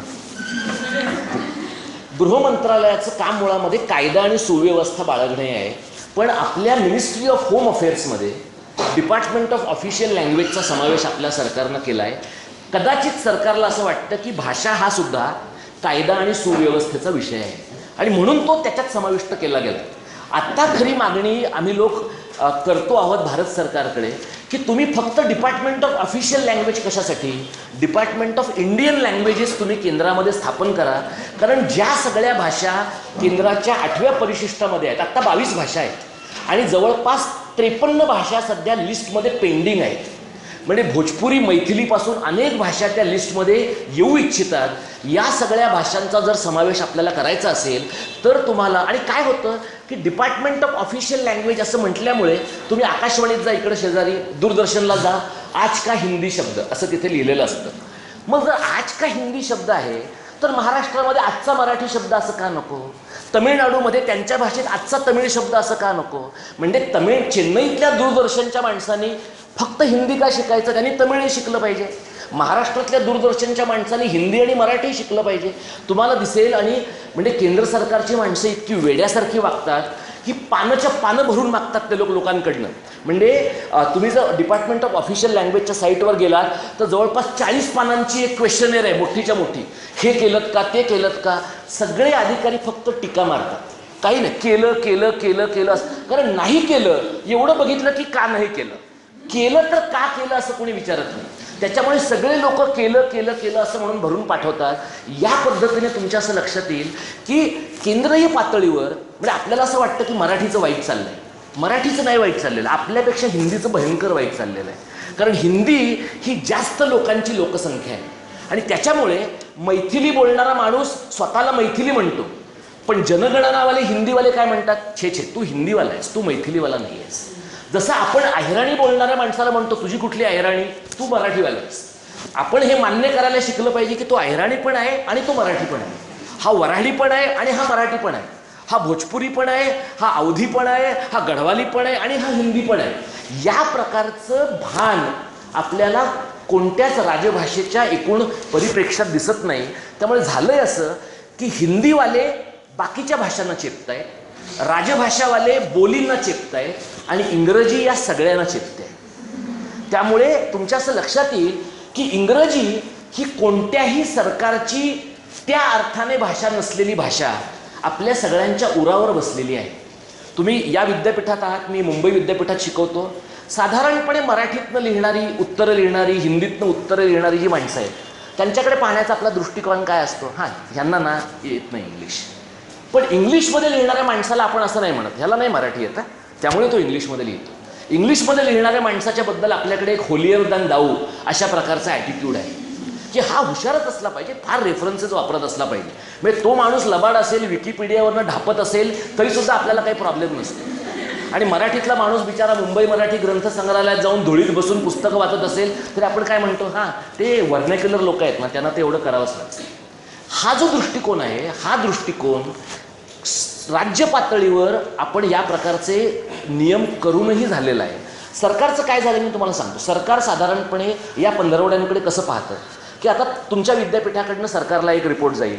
आता मी परवा पालघरच्या न्यायालयामध्ये ह्याच्याबद्दल बोललो, बुधवारी भोईवाड्याच्या न्यायालयामध्ये बोलतो. आता काय झालं आहे सरकारमध्ये की भाषेबद्दल बोलणारी माणसं सरकारकडे नाहीच आहेत. म्हणजे शासन खरं तर उच्च न्यायालय किंवा अशा ठिकाणी त्यांनी माझ्यासारख्या माणसाला बोलावताच कामा नये, कारण मी सरकारच्या विरोधात बोलतो. पण त्यांचा प्रॉब्लेम असा आहे की इतक्या वर्षामध्ये त्यांनी जी ब्रिगेड तयार केलेली आहे ती सगळी भाषेबद्दल कमालीची निरक्षरता असणाऱ्या माणसांची आहे. म्हणजे ते लोक तुम्हाला हजार गोष्टींबद्दल बोलू शकतील, पोवाडे लावण्या सगळ्यांबद्दल बोलतील, पण त्यांना राजभाषा अधिनियमाचं काय करायचं हे सांगायला तुम्हाला भाषा सल्लागार समितीतला माणूस सापडत नाही, विश्वकोश निर्मिती मंडळात माणूस सापडत नाही. त्यामुळे सरकारची पंचायत अशी झाली आहे की पंधरवडा तर करायचा, सप्ताह तर करायचा, पुरस्कार तर द्यायचे, पण ह्याच्या पलीकडे मराठीचं काय करायचं ह्याच्याबद्दलची स्पष्टता सरकारच्या पातळीवर नाही आहे. माझी तुम्हाला अशी विनंती आहे की या पंधरवड्याचा एक भाग म्हणून तुमच्याकडनं तुमच्या विषयाबद्दलची विकिपीडियावर एक एंट्री जाऊ शकते का, तर हे मराठीचं काम आहे. तुम्ही पॉलिटिकल सायन्सचे असाल, मराठीचे असाल, इतर विषयांचे असाल, तुम्ही असं आपण आता समजा पाडगावकर मागच्या महिन्यामध्ये गेले, पाडगावकरांबद्दल एक 3-4 जणांनी मिळून एक छान अशी विकिपीडियावर एंट्री टाकली तर मला असं वाटतं की एखादा पंधरवडा साजरा करण्यापेक्षा ते जास्त उपयोगाचं आहे, कारण ते खूप लोकांच्यापर्यंत पोचतं. जोपर्यंत आपली भाषा ज्ञानाची होत नाही आणि पोटाची होत नाही तोपर्यंत आपल्या भाषेला भवितव्य नाही. आणि सरकारच्या पातळीवर जे सरकार करत आहे, त्यांनी अधिनियम आणला, 98 साली न्यायालयांचं कामकाज मराठीमधनं करायला सुरुवात केली आणि त्याच्याबद्दलचे काही नियम त्यांनी आणले. पण प्रॉब्लेम असा आहे की या प्रकारचे नियम केल्यानंतरसुद्धा एकूण मराठी माणसांच्या मनामध्ये मराठी भाषेबद्दल कमालीचा न्यूनगंड आहे. हिंदी भाषकांमध्ये हिंदीबद्दल कमालीचा न्यूनगंड आहे. राहुल गांधींचं एक उदाहरण लोक सांगतात की ते UPमध्ये गेले, त्यांचं ते दारिद्र्य पर्यटनाचे कार्यक्रम मधल्या काळामध्ये चालू होते. त्या काळामध्ये ते एकदा UPमध्ये गेले आणि तिथल्या एका गरीब बाईला ते असं म्हणले की तुमचा मुलगा कुठल्या शाळेमध्ये शिकतो, तर ती बाई असं म्हणाली की अमुक अमुक एका इंग्रजी शाळेमध्ये जातो. आता राहुल गांधी असं म्हणाले की पण का बरं तो तर हिंदीत गेला पाहिजे. आता राहुल गांधींना हे म्हणण्याचा नैतिक अधिकार आहे का, पण ठीक आहे आपण असं धरू की त्या कुटुंबाला तो अधिकार आहे, तर त्यांना तो नैतिक अधिकार आहे. तर ती मुलगी, ती बाई त्यांना असं म्हणली की तुम्ही या गावात जी चॉकलेट विकता त्या चॉकलेटच्या रॅपरवर सुद्धा हिंदीत काही लिहिलं जात नाही, तर माझं मूल मी कशाला हिंदी मीडियमच्या शाळेमध्ये घालू. तुम्ही लक्षात घ्या की गावातल्या साध्या बाईला पण हे कळतं आहे. त्यामुळे आपल्या भाषा कुठे मरत आहेत, आपल्या भाषा फक्त शहरात मरत नाही आहे, आपल्या भाषा गावातही मरत आहे. बऱ्याच साहित्यिक मंडळींचा असा गैरसमज आहे की भाषेचा प्रॉब्लेम हा मुंबईचा प्रॉब्लेम आहे. तुम्ही तालुक्यांच्या ठिकाणी जा, लोक 50-50 किलोमीटर लांब जीपमध्ये आपली पोरं घालतात आणि तालुक्याच्या अतिशय घाणेरड्या कॉन्व्हेंटची शाळा म्हणजे काय, बूट आणि टाय लावतात म्हणून कॉन्व्हेंटची शाळा, अशा प्रकारच्या शाळांमध्ये लोक आपल्या मुलांना पाठवत आहेत. पण जिल्हा परिषदेच्या शाळांमध्ये त्यांना मुलांना नाही पाठवायचं, महापालिकेच्या शाळेमध्ये मुलांना नाही पाठवायचं. लोक असं म्हणतात तिकडे ते आणीपाणी बोलणाऱ्या लोकांची मुलं येतात आणि लोक हे बोलत आहेत. म्हणजे आपल्याकडच्या मातृभाषेतल्या शिक्षणाला जातीचा पदर आहे. दलितांमधल्या सुद्धा सधन लोकांना मराठी माध्यमाच्या शाळेत आपल्या मुलांना नाही घालायचं. आणि ते काय म्हणतात, ब्राह्मणांनीच का शिकायचं, त्यांनीच का परदेशात जायचं, आमच्या मुलांनी का जायचं नाही परदेशात, आणि तुम्ही आम्हाला मराठी शिकायला लावता म्हणजे हा तुमचा ब्राह्मणी कावा आहे. लोक थेटपणाने आता हे बोलतात. आणि म्हणून आपल्याला जर आपल्या भाषेचं काही बरं करायचं असेल तर सरकारच्या पातळीवर ते काही गोष्टी करतीलच, पण सरकारच्या पलीकडे आपण काय करणार आहोत. तुम्ही सगळे तुमच्यातले जे लोक मराठीतनं पेपर लिहिणारे आहेत, तुम्ही स्वतःला हा प्रश्न विचारून पहा की तुम्ही वाईट पेपर मराठीतनं लिहिताय का तुम्ही सबस्टँटिव्ह पेपर मराठीतनं लिहिताय. तुम्ही रेफरन्सेस वापरून पेपर मराठीतनं लिहिताय का तुम्ही कुठून तरी उचलेगिरी करून आणि आधीच्या बॅचेसच्या मटेरियल झेरॉक्स मारून मराठीतनं लिहिताय. जर तुम्ही तसं करत असाल तर you are doing disservice to the language. तुम्ही तुमच्या भाषेच्या बद्दल काही बरं करत नाही आहे. मराठीमध्ये तुम्ही लिहित असताना इंग्रजीमध्ये लिहिलेल्या उत्तराच्या तोडीस तोड तुम्हाला चांगलं लिहिता आलं पाहिजे. आणि त्या दृष्टीनं मराठीतनं लिहिणारा, गुजरातीतनं लिहिणारा, हिंदीतनं लिहिणारा जो मुलगा किंवा मुलगी आहे तो चांगला फंक्शनल बायलिंग्वल असलाच पाहिजे. म्हणजे आपल्याला इंग्रजी या दृष्टीनं टाळता येणार नाही की जो इंग्रजी कळणारा माणूस आहे तो बरेचदा मोनोलिंग्वल असतो, पण जो मराठी हिंदी कळणारा माणूस आहे तो बरेचदा प्रयत्नपूर्वक बायलिंग्वल असतो, कारण त्याला असं वाटतं की आपल्याला इंग्रजी नाही आलं तर आपण मागे राहू. हा जो तुमचा न्यूनगंड आहे तो तुम्हाला मार्क्सचा शब्द वापरायचा तर taking it on its head असं जर तुम्हाला करता आलं तर तुम्हाला तुमच्या न्यूनगंडाचं तुमच्या आत्मविश्वासामध्ये रूपांतर करता येणं शक्य आहे. आजच्या घडीला तुम्ही मला विचारलं इथून मंत्रालय फार लांब नाही आहे, पण मंत्रालयातल्या सगळ्या राज्यकर्त्या वर्गाने मराठीबद्दलची उमेद पूर्ण घालवलेली आहे. ते कागदोपत्री काही म्हणवलं. आधी पृथ्वीराज चव्हाण काहीतरी थापा मारायचे, आता विनोद तावडे काहीतरी थापा मारतील. याच्यावर तुम्ही फार लक्ष देऊ नका, कारण त्यांचा धंदा तो आहे. आणि मी चांगल्या अर्थाने हे म्हणतो की राजकारणामध्ये उद्या तुम्ही आणि मी गेलो ना तरी आपल्यालाही या प्रकारचं क्राफ्टेड बोलावंच लागतं. पण त्यांना हे माहिती असतं की अंतिमता कुठेतरी घोळ आहे. तो घोळ कुठे आहे बघा की 1980 सालापर्यंत विद्यापीठ ग्रंथनिर्मिती मंडळ नावाची महाराष्ट्राची यंत्रणा होती. भारत सरकारने प्रत्येक राज्याला 1-1 कोटी रुपये दिले होते. विद्यापीठ ग्रंथनिर्मिती मंडळ कशाला होतं? पदवी आणि पदव्युत्तर पातळीवरचं शिक्षण जेव्हा मराठीमधनं येईल तेव्हा दर्जेदार स्वरूपाचे ग्रंथ हे मराठीतनं उपलब्ध व्हावेत म्हणून होतं. पण नंतर सगळ्या विद्यापीठांनी हात वर केले आणि ते म्हणले हे काम आमचं नाहीच आहे. आता विद्यापीठाने ही जी बदमाशी केली आहे ती सगळ्या विद्यापीठांनी केली आणि ह्याच्यातले आदर्श कोण आहे तर मुंबई विद्यापीठासारखं विद्यापीठ हे त्यातला आदर्श आहे. लोक काय म्हणतात मुंबई विद्यापीठानं केलं आहे ना, पुणे विद्यापीठानं केलं ना, मग आम्ही तरी कशाला वेगळं करायला पाहिजे. या प्रकारच्या भूमिकेत म्हणून तुम्ही बघा की आज तुम्ही जेव्हा मराठीतनं कामं करणारी मुलं टेक्स्टबुक शोधता, संदर्भ शोधता, तेव्हा तुम्हाला ताजं काहीच मिळत नाही. आणि मग तुम्ही तुमच्या मॅडम तुम्हाला सांगत असल्यावर ते परिवर्तनाचा वाटसर वाचा, मग ते परिवर्तनाचा वाटसर तुम्ही वाचाल, ते अनुभव मॅगझिन वाचाल. पण इंग्लिशमध्ये वाचणारा माणूस गेला EPW बघितली की 100 पुस्तकांची यादी, लेखांची यादी त्याच्यावर कोसळते. जेस्टोरवर तुम्ही गेलात तर डेटाबेस प्रचंड वाचतो. म्हणजे इंग्रजीमध्ये तुम्हाला न वाचण्याचं स्वातंत्र्य आहे कारण इतकं उपलब्ध आहे. मराठीमध्ये तुम्हाला न वाचण्याचं स्वातंत्र्य नाही आहे कारण उपलब्धच नाही आहे, समकालीन संदर्भ उपलब्ध नाही आहे. त्यामुळे जर आपल्याला राजभाषेचं लोकभाषेमध्ये आणि लोकभाषेचं ज्ञानभाषेमध्ये रूपांतर करायचं असेल तर सरकार केंद्रीय विचार करून चालणार नाही. सरकार केंद्रीय विचाराने फार तर काय होतं की सरकार असं म्हणेल तुमच्याकडे जे कोणी पब्लिक ॲडमिनिस्ट्रेशनचं किंवा काय इतिहासाचं पुस्तक चांगलं लिहिल त्याला आम्ही 10,000 रुपयाचा पुरस्कार देऊ. सरकारला हे छान जमतं. माणसं अंकित करणं, माणसं मांडलिक करणं आणि माणसांना कोऑप्ट करणं हे सरकारच्या USPचा भाग आहे, सरकारच्या कार्यपद्धतीचा भाग आहे. कोणाचंही सरकार असो, अगदी स्वतःला लिबरल लेफ्ट म्हणवणाऱ्या लोकांचं यदाकदाचित सरकार आलं तर त्यांचंही सरकार तसंच असेल. पण आत्ताच्या घडीला तुम्ही तरुण मुलं जी आहात तुम्ही सगळे व्हॉट्सॲपवर आहात, फेसबुकवर आहात, हाईक मेसेंजरवर आहात. ही सगळी तंत्रज्ञानं तुम्ही तुमच्या भाषेसाठी वापरता का? तिळगुळ घ्या आणि गोडगोड बोला असले फालतू मेसेजेस दिवसभरात 100 वेळा लोकांना फॉरवर्ड करून लोक पाठवत असतात. ह्याच्यातनं जी क्रिमिनल एनर्जी आणि डेटा पॅक्स लोक वाया घालवतात तोच जर तुम्ही तुमच्या भाषेच्यासाठी वापरा. तुम्ही साधा विचार करा की तुमच्या विषयाचा एक पॅरेग्राफ रोज तुम्ही एक्सचेंज करा मराठीतनं. आता तुषार नावाचा माझा जो सहकारी युनिकोडची कार्यशाळा घ्यायचा आहे तो तुम्हाला सांगेल की इंग्रजीतनं कॉम्प्युटरवर काम करण्या इतकंच मराठीतनं काम करणं सोपं आहे. तुम्ही जर तुमची भाषा तंत्रज्ञानाच्या व्यासपीठांवर आणली नाही तर ती जगणार नाही. प्री टेक्नॉलॉजी भाषा जगणार नाही. मराठी तंत्रज्ञानाचीच भाषा व्हायला पाहिजे. आणि ते तंत्रज्ञान कुठलं आहे? सगळं तंत्रज्ञान मोबाईल आहे, सगळं तंत्रज्ञान हे बोटांवरचं आहे. आत्ता तुमची जी पिढी आहे ती डिजिटल नेटिव्ह पिढी आहे. माझी पिढी, दुभाषी मॅडमची, रेडकर मॅडमची पिढी ही डिजिटल मायग्रंट्सची पिढी आहे. म्हणजे आम्ही साधे नोकियाचे म्हणजे 3 वेळा PQR करायचं तर PQR असं करत करत आम्ही आता त्या स्मार्टफोनपर्यंत आलेलो आहोत. पण तुम्ही लोक ज्या जनरेशनमध्ये आहात तुम्ही इतक्या पटकन ते सगळं स्वाईप करता की तुम्ही डिजिटल नेटिव्ह लोक आहात. तुम्ही डिजिटल नेटिव्ह आहात तर तुमची भाषा डिजिटल करणं ही तुमची नैतिक जबाबदारी आहे. त्या दृष्टीनं तुम्ही पहा की महाराष्ट्रामध्ये मराठी भाषेच्या संबंधातले कोणते कायदे आहेत, मराठी भाषेवर विधी कोलत्यांपासून अगदी पाडगाव उपकरांपर्यंत कोणी काय काय लिहिलं आहे, या गोष्टी जरी तुम्ही पसरवत राहिलात. तंत्रज्ञानाचा सगळ्यात मोठा फायदा आहे की गोष्टी पटकन व्हायरल होतात. हा व्हायरल हा सुद्धा या पिढीचा शब्द आहे. ओके, व्हायरल होणं, लोकांच्यापर्यंत जाणं, हे जे सगळं आहे हे तुम्ही जर करत राहिलात तर मला असं वाटतं की राज्यभाषा पंधरवड्याच्या हे 15 दिवस नाही महत्त्वाचे, उरलेले 350 दिवस महत्त्वाचे आहे. जर उरलेल्या 350 दिवसात आपण काम नाही केलं तर सत्यनारायणाच्या पूजेसारखं याला स्वरूप येईल.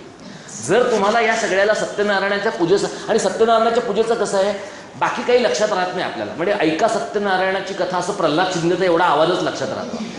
तसं प्रॉब्लेम आपला असा आहे की आपल्याला त्या पंधरवड्या पुरता कार्यक्रम नाही करायचा आहे. त्या पंधरवड्याला त्या कार्यक्रमाची सुरुवात झाली पाहिजे. मी तुम्हाला असं सुचवेन की पुढच्या वर्षी तुमच्या विभागांचं एक ऑनलाईन जर्नल असेल का, जे तुम्ही त्या दिवशी प्रसिद्ध करू शकाल. पुढच्या भाषा दिनाला तुम्हाला प्रसिद्ध करता येईल का. आणि ऑनलाईन असं आहे की खर्च नाही लागत. आणि महाराष्ट्रातल्या सगळ्या विद्यापीठांनी जर असं ठरवलं तर प्रचंड मोठा नॉलेज पूल तुम्हाला आपोआप तयार करता येतं आणि मग तुम्हाला सरकारला दाखवता येतं. आता कसं आहे बघा, आता पब्लिक प्रायव्हेट पार्टनरशिपच्या मॉडेलचे दिवस आहेत. तुम्ही चांगलं काही केलं तर सरकार असं म्हणतं की ठीक आहे, हे आम्ही घेतो. सरकारनं नाही घेतलं तर कॉर्पोरेट कंपन्या तुमचं मॉडेल घेतात. या पद्धतीनं तुम्हाला असं दिसेल की कायद्यातल्या शब्दांच्या पलीकडे जाऊन आपल्याला भाषेच्या विकासासाठी काहीतरी करता येणं शक्य आहे. हे सगळं करण्याची इच्छा, सुबुद्धी आणि शक्ती आपल्याला सगळ्यांना मिळायला पाहिजे. आपण सगळ्यांनी मला शांतपणाने ऐकून घेतलं त्याबद्दल मी आपला आभारी. धन्यवाद.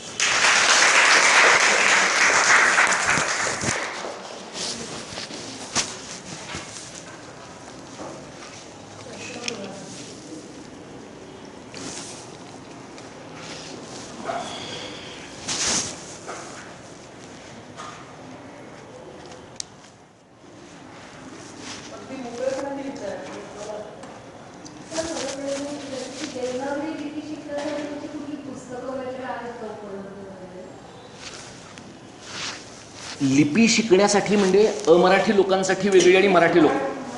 हां, मी तुम्ही जर पाहिलं तर लिहावे नेटके नावाचं माधुरी पुरंदर यांची 2 खंडातली पुस्तकं आहेत. त्यामधनं वेगवेगळ्या वयोगटातल्या लोक, म्हणजे जरी ती पुस्तकं त्यांनी असं म्हटलं असलं की शाळकरी मुलांच्यासाठी आहेत, तरीसुद्धा तुम्हाला असं दिसतं की बऱ्याच अगदी महाविद्यालयांमध्ये जाणाऱ्या लोकांचं मराठी इतकं वाईट आहे की आणि ते तुम्हाला दैनंदिन व्यवहारामध्ये पण दिसतं. तर त्यांच्या दृष्टीनं सुद्धा तुम्हाला असं दिसेल की माधुरी पुरंदर यांचं जे लेखन आहे ते एकूण लिपी शिकण्यासाठी आणि त्यानिमित्तानं तुमची भाषिक समृद्धी वाढवण्याच्या दृष्टीनं उपयोगाचं आहे.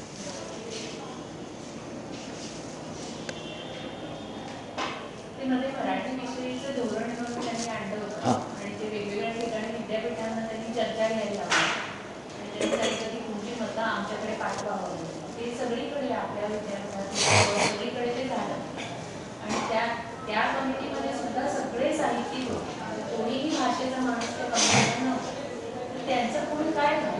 हां. आता कोत्तापल्ले त्या समितीचे अध्यक्ष होते.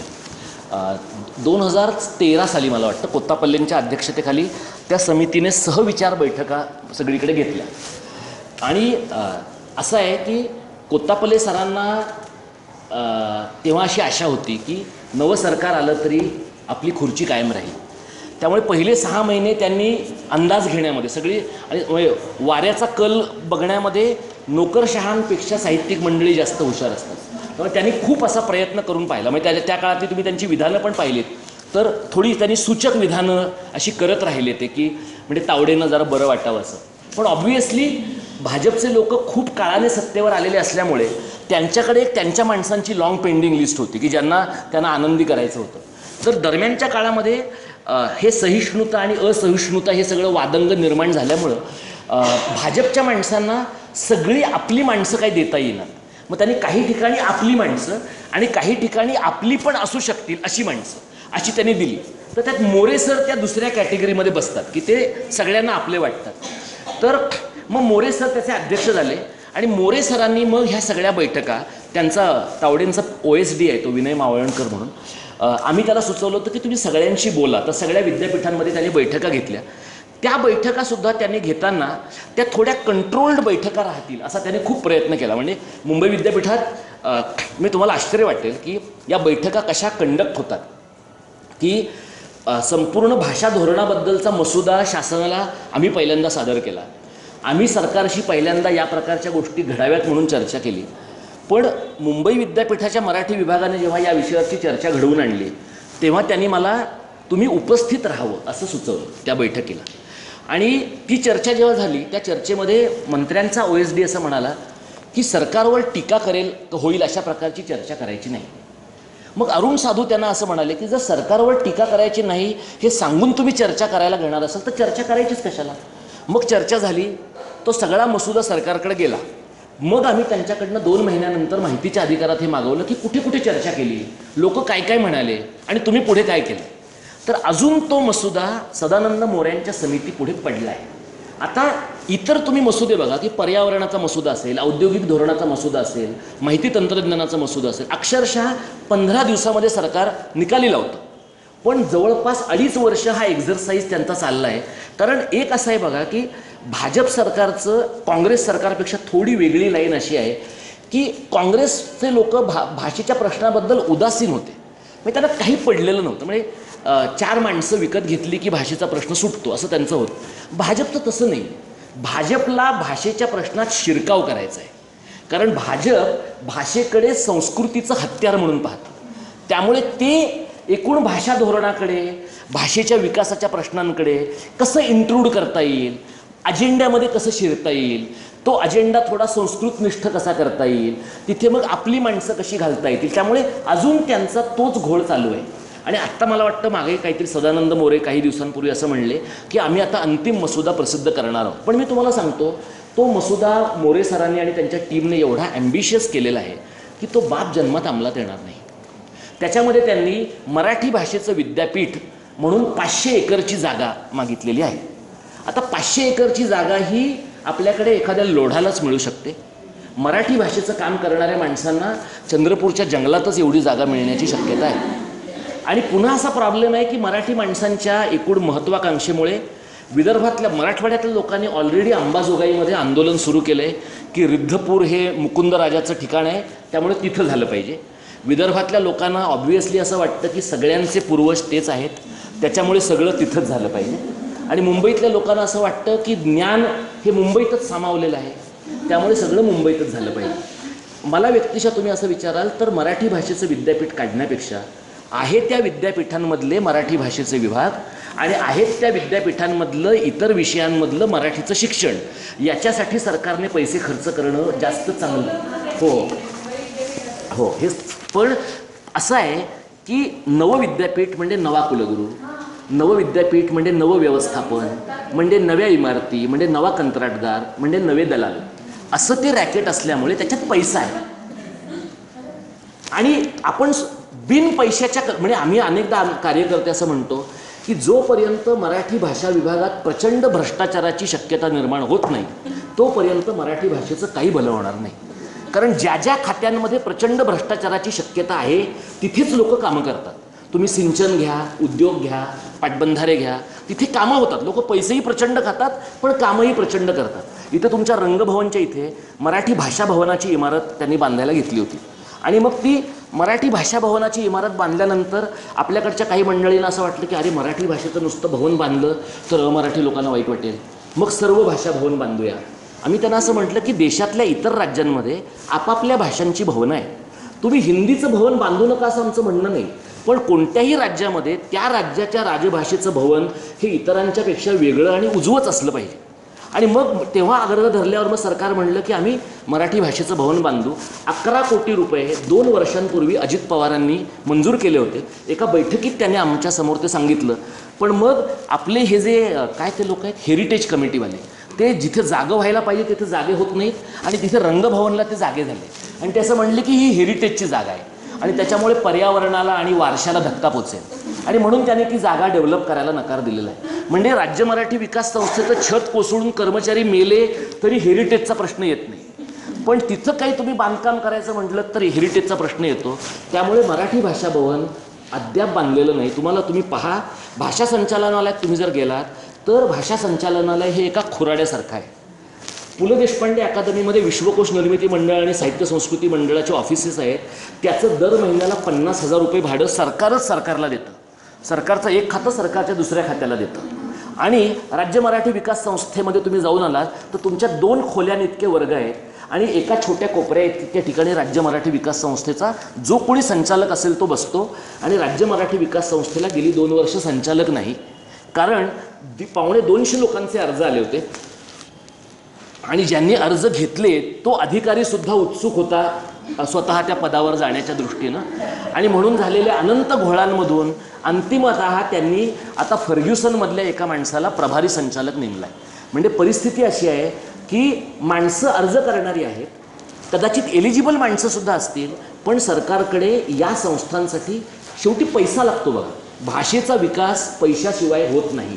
आणि लोक काय म्हणतात, कशाला पैसे खर्च करायला पाहिजेत. माझं असं म्हणणं आहे की BKCमध्ये ज्या दर्जाची ऑफिसेस आहेत ना, त्या दर्जाची ऑफिसेस भाषांची असली पाहिजे.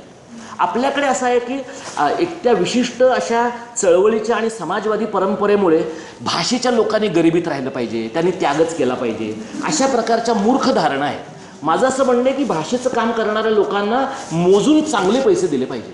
कारण ते जी कामं करतायत ती कामं करणारी समाजात कमीच माणसं असतात. आणि म्हणून परिभाषा कोशांची कामं करणाऱ्या माणसांना चांगले पैसे दिले पाहिजेत, टेक्स्टबुकं लिहिणाऱ्या माणसांना चांगले पैसे दिले पाहिजेत, आणि ते पैसे त्या माणसांना वेळेवर दिले गेले पाहिजेत. या पद्धतीचा अप्रोच आपल्याकडे असला पाहिजे. बरं, आणखी कोणाला काही विचारायचं? हां, विद्यापीठ लेवलला करतो, पण मुळातच जिथे आपण मराठी मीडियमच्या शाळा बसवतोय किंवा जिथे मराठी विषय घेतला जातो, एखादा विषय तो मागते इंग्लिशमध्ये, तर तो मराठी विषय तिथून काढला जातो. ह्या पुढच्या गोष्टी भवितव्याच्या की विद्यापीठ किंवा जिथे म्हणतो, मग तो जर मुळात जर आपलं हे झालं तर उद्या वटवृक्ष काय होईल? मराठी शाळा हा अतिशय गंभीर प्रश्न आहे सध्या. आणि तो इतका गंभीर आहे, मी तुम्हाला सांगतो की गेल्या 10 वर्षामध्ये महाराष्ट्र सरकारने एक 80 ते 100 मराठी शाळांना मान्यता दिली आहे. ती पण आम्ही 5-6 वर्ष कॅम्पेन केल्यावर, आणि 9,000 इंग्रजी शाळांना मान्यता दिलेली आहे. आणि सरकारचं असं, आणि तुम्ही मंत्रालयात कधी गेलात की नाही मला माहीत नाही, मंत्रालयातल्या पिलर्सवर इंग्रजी शाळांच्या याद्या त्यांनी लावल्या होत्या. आणि त्यांचं असं म्हणणं होतं की इंग्रजी शाळा मागेल त्याला मिळेल, कारण इंग्रजी शाळा अनुदान मागत नाहीत. मराठी शाळा मात्र मिळणार नाहीत, कारण मराठी शाळावाले लोक उद्या अनुदान मागतात. तुम्ही विचार करा, महाराष्ट्रात मराठी शाळांनी नाही अनुदान मागायचं तर कोणी मागायचं? आणि मुळामध्ये महाराष्ट्रामध्ये बिगर अनुदानित मराठी शाळा असावीच कशाला? महाराष्ट्रातल्या मराठी शाळांना अनुदान देणं ही सरकारची जबाबदारीच आहे. जशी गुजरातमधल्या गुजराती शाळांना अनुदान देणं ही सरकारची जबाबदारी आहे. इंग्रजी माध्यमाच्या शाळांचं काय झालं आहे बघा, की इंग्रजी माध्यमाच्या शाळा ह्या आपल्याकडच्या नगरसेवकांपासून खासदारांपर्यंत लोकांनी काढलेल्या आहेत. म्हणजे हे अंबानींचे लोक वगैरे सगळे सोडा, जे कॉर्पोरेट आहेत. आपला सचिन तेंडुलकर हा मराठी माणूस आहे, तो शारदाश्रममध्ये शिकला, म्हणून आपण एकदम असे दंडाच्या बेटकुळ्या फुगवून आपण मराठीचं फार कौतुक करतो. सचिन तेंडुलकरची मुलं धीरूभाई अंबानींच्या त्या अंबानी स्कूलमध्ये शिकतात. सचिन तेंडुलकरचे वडील मराठीचे प्राध्यापक होते, पण सचिन तेंडुलकरच्या घरामध्ये मराठी भाषेचा मृत्यू त्याच्या मुलांच्या जनरेशनमध्ये झाला आहे. म्हणजे लँग्वेज शिफ्ट, लँग्वेज डेथ ही प्रोसेस त्याच्या घरामध्ये झाली. अशी सचिन तेंडुलकर सारखी महाराष्ट्रातली मध्यम आणि उच्च मध्यम वर्गातली जी मराठी माणसं आहेत, त्यांच्या दृष्टीने मराठी भाषा ही किचनमध्ये बोलण्याची भाषा आहे. आणि किचनमध्ये सुद्धा नोकरांबरोबर बोलण्याची भाषा आहे, घरातल्या माणसांबरोबर बोलण्याची भाषा नाही आहे. बरीच माणसं, आणि विशेषतः तुम्हाला दिसेल की साहित्यिक मंडळींचा आणि मराठी अभिजनांचा याच्यामध्ये प्रचंड मोठा दोष आहे. कारण ज्या साहित्यिकांनी व्यासपीठावरनं मराठीचे गोडवे गायले, त्यांची मुलं मराठी माध्यमाच्या शाळांमध्ये कधीही गेली नाही. साहित्य सहवासच्या इथे तुम्ही जाऊन बघा, साहित्य सहवासच्या इथे महात्मा गांधी विद्यामंदिर नावाची एक अतिशय देखणी प्रयोगशील मराठी शाळा आहे, पण साहित्य सहवासमधल्या एकाही साहित्यिकाचं मूल किंवा नातवंड त्या शाळेमध्ये जात नाही. आता प्रॉब्लेम असा आहे की ह्यांची मुलं जायची बंद झाल्यानंतर लोक असं म्हणायला लागले की पण त्यांची मुलं जायची बंद झाली आणि त्यांचा अमेरिकेचा मार्ग मोकळा झाला, मग आमच्या मुलांनी का नाही जायचं? म्हणून सगळ्यांची मुलं जायला लागली. लोकांचं लाडकं आर्ग्युमेंट काय आहे? मोलकर्णींची मुलंसुद्धा सध्या इंग्लिश मिडियमच्या शाळेमध्ये जातात. पण मोलकर्णींनी कुठे पाहिलं इंग्लिश मिडियममध्ये जाणाऱ्या मुलांना? तुमच्या घरामध्ये पाहिलेलं आहे. मोलकर्णींना जेव्हा लक्षात आलं की इंग्लिश मिडियममध्ये गेल्यानंतर मुलांचं आयुष्य बदलतं आहे, तेव्हा त्यांनी कर्ज घ्यायला सुरुवात केली आणि आपल्या मुलांना इंग्रजी माध्यमाच्या शाळेत घालायला सुरुवात केली. मग आता लोक काय म्हणतात, आमची मुलं इंग्लिश मिडियममध्ये जातात पण आम्ही मराठीत त्यांच्याशी घरी बोलतो. ज्यांची मुलं इंग्रजी माध्यमाच्या शाळेमध्ये जात आहेत त्यांच्या कुटुंबांमध्ये तुम्ही चेक करा, ती मुलं मराठी शिकत नाहीत, त्यांचे पालक इंग्रजी शिकतात. कारण त्या पालकांना आपल्या मुलांशी कोपअप करायचं असतं, त्या पालकांना आपल्या मुलांना आपली लाज वाटू नये असं वाटत असतं. आणि त्यामुळे इंग्रजी माध्यमातल्या अनेक पालकांच्या मीटिंग्स या भयंकर सायलेन्समध्ये चालतात, कारण इंग्रजी येत नाही म्हणून पालक घाबरून काही बोलत नाही. मराठी माध्यमाच्या शाळांमधल्या पालकांच्या सभांमध्ये पालक वाटेल तसं बोलतात, शिक्षकांना एकदम प्रश्न विचारतात, कारण ते तुमच्या भाषेत बोलत आहेत. इंग्रजी भाषेतल्या शाळांमध्ये तुम्ही त्या फादरचा झगा धरून महिनाभर थांबलेले असता, शाळेत आमच्या मुलाला घे म्हणून. मग तुम्ही वर तोंड करून त्या फादरच्या समोर किंवा त्या सिस्टरच्या समोर काही बोलत नाही, कारण तुम्हाला वाटतं की चुकत असेल तर ते आपल्याच मुलांचं चुकत असेल. म्हणून प्रचंड इन्फिरियरिटी कॉम्प्लेक्सनं लोकं ग्रासली आहेत. आणि म्हणून सगळ्या कॉन्व्हेंटच्या शाळा, CBSE, ICSE, IGCSE, IB या सगळ्या शाळांमधून मराठी शिकवणं अनिवार्य आहे. सरकारचे GRs आहेत. कोणीही मराठी शिकवत नाही, आणि शिकवत असेल तर कोणीतरी मराठी माणूस त्या शाळेमध्ये इतर विषय शिकवणारा, तो तिसरी किंवा चौथी भाषा म्हणून मराठी शिकवतो, आणि तो माणूस त्या शाळेमधला सर्वाधिक हास्यास्पद माणूस असतो. आणि तिथे असणारे जे मराठी पालक आहेत ते अजिबात आपल्या मुलांना मराठी शिकवा असा आग्रह धरत नाहीत, कारण त्यांना वाटतं की आपण मराठी शिकवा असा आग्रह धरला तर अमराठी पालकांना असं वाटेल की अरे हे तर घाटी आहेत, हे तर व्हर्नॅक्युलर आहेत, ह्यांच्याबरोबर आपल्या मुलांनी राहणं बरोबर नाही. म्हणून मराठी पालकसुद्धा अजिबात मराठीचा आग्रह धरत नाहीत. मराठी शाळांचं सेमी इंग्लिशीकरण पूर्ण झालेलं आहे. सायन्स आणि गणित लोक इंग्लिशमध्ये शिकवतात. तुम्ही जर मला विचारलं तर यासारखा मूर्खपणा नाही आहे. याचं कारण तुम्ही नवी भाषा शिकता आणि नवा विषय शिकता, त्यामुळे सायन्स आणि गणित या विषयांचं मुलांवर प्रचंड ओझं झालेलं आहे.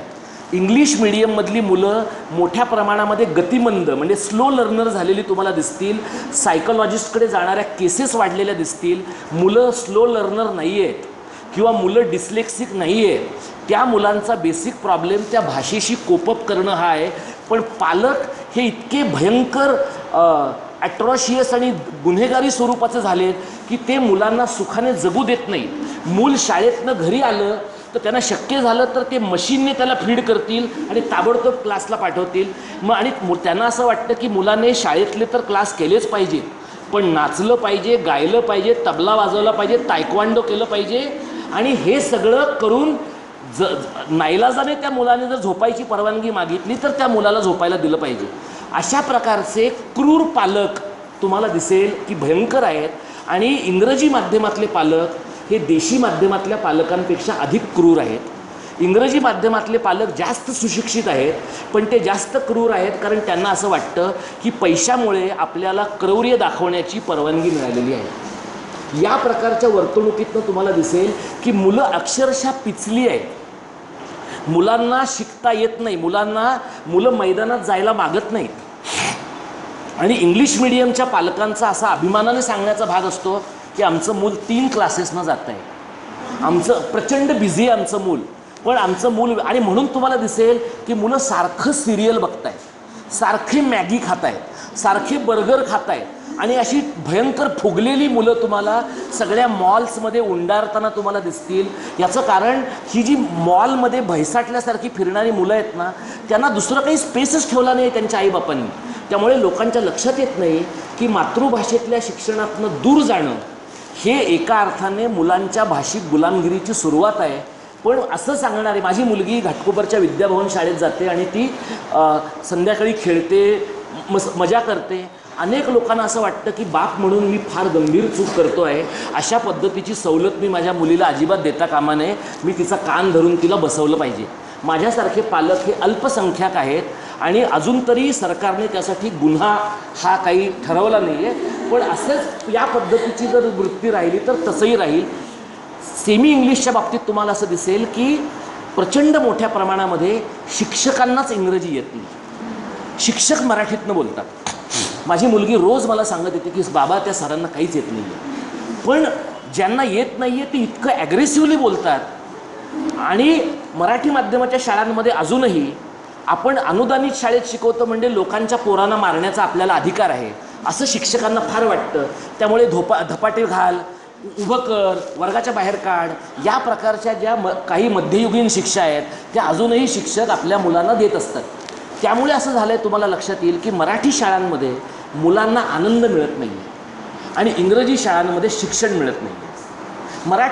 मराठी शाळांमध्ये तुम्हाला बघा की आपली मुलं ज्या शाळेमध्ये आहेत तिथलं टॉयलेट स्वच्छ पाहिजे असं आपल्याला वाटतं. लोकांची मुलं ज्या शाळेमध्ये आहेत तिथल्या टॉयलेटमध्ये मात्र सफाई कामगार कामं करत नाही. असं कसं चालेल मला तुम्ही सांगा. 7वी 8वी नंतरच्या मुली शाळेमध्ये जायचं नाकारतायत.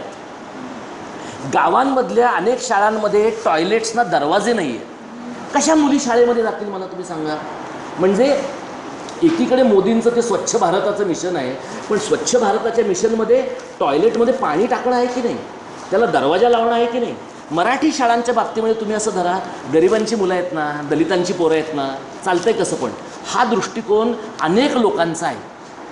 आणि त्याच्यामुळे लोक असं म्हणतात झोपडपट्ट्या आहेत ना तोपर्यंत मराठी शाळांना मरण नाही. हे अतिशय वाईट वाक्य आहे. गरिबांची मुलं, माझ्या मुलीला जेव्हा मी मराठी शाळेत घातलं तेव्हा लोक म्हणली झोपडपट्टीमधल्या पोरांच्या बरोबर तुझी मुलगी जाईल, काय संस्कार होतील तिच्यावर. मी त्यांना असं म्हटलं की मी झोपडपट्टीतच राहिलो होतो, माझ्यावर अद्याप वाईट संस्कार झालेले आहेत असं मला वाटत नाही, माझ्या मुलीवरही नाही होणार. आणि इंग्रजी माध्यमातल्या शाळांमध्ये तुम्ही पहा, कार टू कार्पेट जाणारी मुलं आहेत, सगळी ड्रग ॲडिक्ट्स, सगळी रेव पार्ट्यांची मुलं कुठून येतात मला तुम्ही सांगा.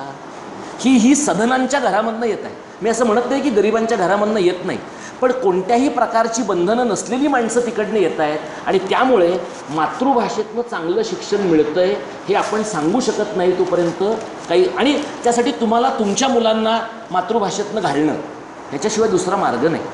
आणि दुर्दैवाने तुम्ही वर कुठेच बघू शकत नाही. आपला सगळा राज्यकर्ता वर्ग बदमाश आहे, त्यांची मुलं बॉम्बे स्कॉटिशला जातात, त्यामुळे ते काही बोलणार नाहीत. शरद पवार हे महाराष्ट्रातले एवढे मोठे नेते आहेत, पण पवार पब्लिक स्कूल काढताना त्यांना मराठी शाळा नाही काढाव्याशा वाटल्या. अख्ख्या महाराष्ट्रातले मोक्याचे भूखंड त्यांनी हडपले, पण एकही मराठी शाळा नाही काढली. शरद पवारांनी जर मराठी शाळा काढल्या असत्या तर धंदा म्हणून का होईना बाकी सगळ्यांनी मराठी शाळा काढल्या असत्या. शिवसेनेच्या लोकांनी एवढ्या शाखा काढल्या, 50 शाखा कमी करून तिथे शाळा काढल्या असत्या किंवा बालवाड्या काढल्या असत्या तर मराठी पोरांचं भलं झालं असतं. पण बालवाड्या काढून हप्ते मिळत नाहीत. बालवाड्या काढून जर हप्ते मिळाले असते तर बालवाड्या पण काढल्या असत्या. त्यामुळे तुम्ही लक्षात घ्या, शिक्षणामध्ये गुंतवणूक नाही. आणि आता तर सरकारने हातच वर केलेत. आता सरकार म्हणतं तुम्ही वाटेल तिकडे जा, IB मध्ये जा, IGCSE जा. आणि केंद्र सरकारच्या ज्या शाळा आहेत त्यांची प्रचंड मुजोरी आहे, CBSE आणि ICSE बोर्डाच्या शाळांच्या. ते महाराष्ट्र सरकारच्या अधिकाऱ्यांना दरवाज्यात उभं करत नाही. सर्क्युलर घेऊन माणूस आला तर बाहेरच्या बाहेर हाकलून देतात, कुठल्याही सर्क्युलरला उत्तरं देत नाही. आणि आपलं सरकार त्यांच्या विरुद्ध का काही करत नाही, कारण सगळ्या मंत्र्यांची, सगळ्या आमदारांची, सगळ्या नगरसेवकांची मुलं चिठ्ठ्या घेऊन याच CBSE शाळांमध्ये गेलेली आहे. म्हणजे जिथे तुम्ही भीक मागायला गेलेले आहात तिथे तुम्ही अधिकारवाणीनं कशा काय गोष्टी मागाल. त्यामुळे मराठी शाळा टिकल्या तर मराठी टिकेल, तर आणखी 10 वर्षांनी मराठी माध्यमातून शिकणारी मुलं उपलब्ध होणार नाहीत. आत्ताच तुम्ही शाळांमध्ये बघा, DED BED करणारी मराठी माध्यमाची मुलं नको असं शाळांनी स्पष्ट सांगितलेलं आहे. कारण ते म्हणतात आमच्याकडे सेमी इंग्लिश आहे, आम्हाला काय कशाला पाहिजेत मराठी मुलं. आजच्या घडीला महाराष्ट्रामध्ये 1.5 लाख DED आणि BED बेरोजगार आहेत. आणि त्यातलं मी तुम्हाला सांगतो, जे इंग्रजी मीडियममधले आहेत त्यांचं पोट पटकन भरेल, जे मराठी माध्यमातले आहेत त्यांचं भरणार नाही.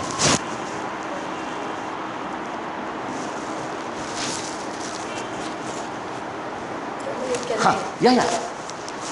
I'm sorry. No, it's all right. Yeah. बोली. But in the context of what you said, Samuel Huntington's idea, the end of civilization, somewhere applies to languages also. Yeah, to a certain extent. Yeah, because the liberal philosophy, victory of liberal philosophy sort of meant victory of English as a language. And globalization has only added to that dimension. This we are seeing in Germany, in China. China has more English-speaking classes than India has now. Under that circumstances, where MNCs come and say an average English-speaking person is more preferable to an Indian language-speaking person, what would be your practical advice to developing Indian languages? That is one part. The other is language is also a very big source of hierarchy, especially in a country. I come from Andhra Pradesh, and in Andhra Pradesh, Vizag Telugu is better than Rayalaseema Telugu. Rayalaseema Telugu is better than Tiruchirappalli Telugu. So there is a hierarchy within languages which creates a big divide within the language community.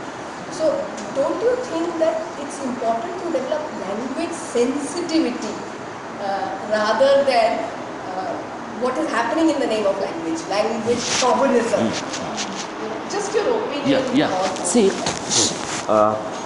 if you look at the whole idea of globalization and the idea of cultural globalization, we have generally understood it as the onslaught of English, dominance of English. I look at it this way, that you have multiple globalizations. There is not a single monolithic frame of globalization. There are multiple globalizations. So the kind of globalization that is essential for India has to be a customized package. जे भारताच्या उपयोगाचं आहे, that kind of a customized package has to be there. And therefore, a practical solution is the one which has been recommended by Yashpal Commission, Yashpal Committee report. They have argued that learning English and learning through English are two separate issues. All the language activists across India, none of them who are rational are saying that people should not learn English.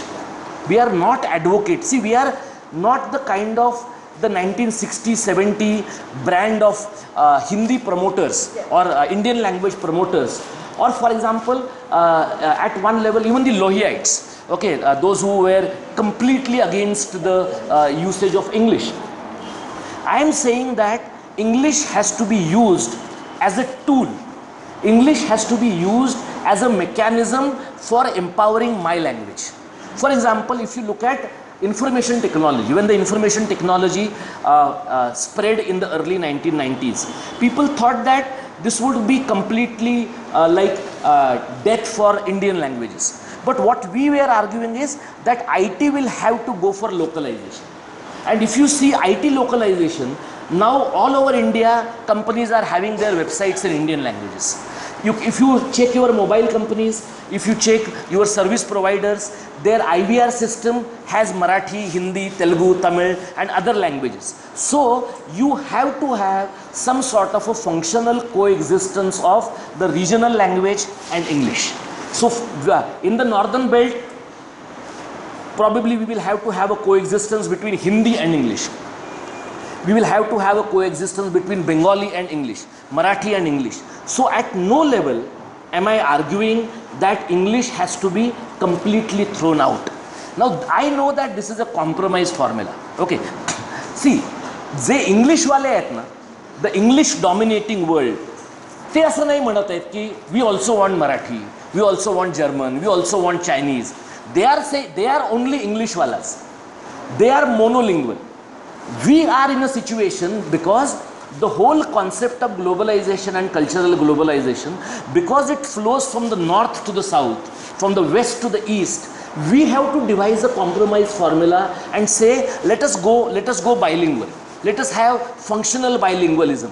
And therefore, in our schools as well as in our colleges, we have to adopt some sort of a bilingual formula where if you are doing your graduation or post-graduation, say through Marathi medium, you should not be given an opportunity to completely keep English aside. Similarly, if you are doing law in English and you are doing it in Mumbai or in Maharashtra, you should not be given an opportunity to completely throw Marathi aside. You should have a paper of legal terminology completely dedicated in Marathi. म्हणजे those who are learning in English have to learn Marathi, and those who are learning in Marathi have to learn English, so that he G digital divide आहे, that digital divide is to be compensated. You understand that? If you see, one of the primary reasons why people are sending their children to English medium school, त्यांना असं वाटतं की आपल्या मुलांना फाडफाड English आलं पाहिजे. So आणि तुम्ही इंग्लिश मिडियमची मुलं चेक करा, ते स्मार्ट आहेत इंग्लिश बोलण्याबद्दल, पण ग्रॅमॅटिकली अतिशय चुकीचं इंग्लिश बोलतात. ग्रॅमॅटिकली चुकीचं पण स्मार्ट इंग्लिश बोलणारे लोक व्हर्सेस प्रॉबेबली ग्रॅमॅटिकली चांगलं पण डिफिडंट लोक, यांच्यामधला हा सगळा क्रायसिस आहे. All the vernaculars they are probably grammatically stronger, कारण ते खूप विचार करतात की our grammar must be very absolutely correct. So we have to bridge this particular gap as a functional kind of a thing. Another thing that we can do is we will have to make our understanding of technology, in one sense of we have to make our understanding of technology completely regional language centric. म्हणजे तुम्ही बघा की तुमच्याकडे computer आला की आपण काय पाहतो, लहान मुलं सुद्धा when they are using computer, we tell them Word चालू कर, पॉवर पॉईंट चालू कर, नेट चालू कर. The hardware seller he never comes and tells us की तुमचा कॉम्प्युटर मराठीत पण काम करू शकतो, तुमचा कॉम्प्युटर तेलुगूमध्ये पण काम करू शकतो. Because nobody has told the hardware shop owner की हे करणं तुझ्या कामाचा भाग आहे. बट जर तुमच्या हार्डवेअरवाल्याने सांगितलं नाही जीमेल कसं ओपन करायचं तर you will be very angry. What I'm trying to say is we have to create policies and that is where the government comes into the picture. For example, तुमचे mobile तुम्ही check करा, ज्यांच्याकडे सॅमसंगचा phone आहे, you will have a default Samsung keyboard. Now the default Samsung English keyboard and the default Samsung Marathi keyboard is different from a default iPhone Marathi keyboard and a default Nokia Marathi keyboard. So if she sends me something from a Nokia phone and if I am using iPhone, तर ते matter एकमेकांपर्यंत पोचत नाही. Same thing does not happen with English. So where is the policy needed? The government has to tell all mobile operators in the state, महाराष्ट्रात mobile विकायचा असेल तर मराठीचा हा कीबोर्ड इन्स्टॉल करून विकला पाहिजे. गुजरातमध्ये विकायचा असेल तर हा गुजरातीचा कीबोर्ड टाकून विकला पाहिजे, नाहीतर पेनल्टी असेल. You understand that? And remember one thing, corporate लोकांना धंदा कळतो. We have talk to Microsoft. Microsoft said, you tell us, we will ask our operators to allow the default Marathi option to be made available in all computers. फक्त गव्हर्नमेंटने आम्हाला सांगायला पाहिजे. It means that the more you make your language visible. I will give you one example. तुम्ही traffic signal पाहिलेत बघा, ते board असतात ना, हेल्मेट वापरा and so on and so forth. Earlier ते सगळे सिम्बल फक्त इंग्लिशमध्ये होते. And there was one traffic commissioner called Sanjay Barve. We met him few years back and we said, तुम्हाला काय प्रॉब्लेम आहे जर तुम्ही हे मराठीत पण केलं तर? आणि they did not have to do much investment. मग त्यांनी काही माणसं अपॉइंट केली आणि त्या सगळ्या इन्स्ट्रक्शन त्यांनी मराठीमधनं केल्या. एकदा तसं केलं की मग लोकांना कळतं की ह्याच्यामध्ये पैसा आहे. The more you make money out of the usage of language, the more number of people are going to use that language. So on the one hand, make English and our languages compatible and functionally coexistent, and secondly, make our languages and their services payable. ज्याच्यातनं पैसा मिळेल आपल्या लँग्वेजेसमधनं. या म्हणजे आता तुम्ही बघा की गाणी डाउनलोड करण्यासाठी तुम्ही पैसे भरता की नाही? लोक जातात बघा, there are shops where they say गाणी डाउनलोड करून मिळतील 10 रुपयाला 15 रुपयाला. जर मराठीचा कीबोर्ड टाकणं मॅन्डेटरी केलं तर 10 रुपये टाकून लोक मराठीचा कीबोर्ड पण डाउनलोड करून घेतील. And that will give you some sort of employability to people and that will make your language a language of minor employment. But we need to understand की इंग्लिश ही अकराळ विक्राळ भाषा आहे आणि ती it is there to kill our languages. Now some people might say की तुम्ही एकदम फोबिया काइंड ऑफ माइंडसेट आहे, पण तुम्ही लक्षात घ्या की we are not doing anything for developing English. English भाषेच्या विकासासाठी आपण काही करत नाही आहोत, दुनियेतले लोक करत आहेत. आणि आपल्या भाषेच्या विकासासाठी ते लोक काही करणार नाही आहेत, ते आपल्यालाच करायला पाहिजे. सो आणि try and understand the kind of irony that we have. There are so many software experts in the US. Marathi software experts आहेत, गुजराती आहेत, तमिळ आहेत. याच्यातल्या किती लोकांनी मराठी भाषेसाठी काम केलं आहे मला सांगा. हे लोक तिकडे जाऊन पु ल देशपांड्यांनी काय केलं ते सांगतात, वपू काळ्यांनी काय केलं ते सांगतात. ते आम्हाला ऑलरेडी माहिती आहे. त्यांनी काय करायला पाहिजे, IT मध्ये काय नवं घडतं आहे ते मराठीत आणलं पाहिजे, IT मध्ये काय घडतं आहे ते तमिळमध्ये आणलं पाहिजे. पण ते लोक ते काम करायचं सोडून कादंबऱ्या लिहित आहेत, ते काम करायचं सोडून कविता लिहितात. त्यांनी फावल्या वेळात ते करावं.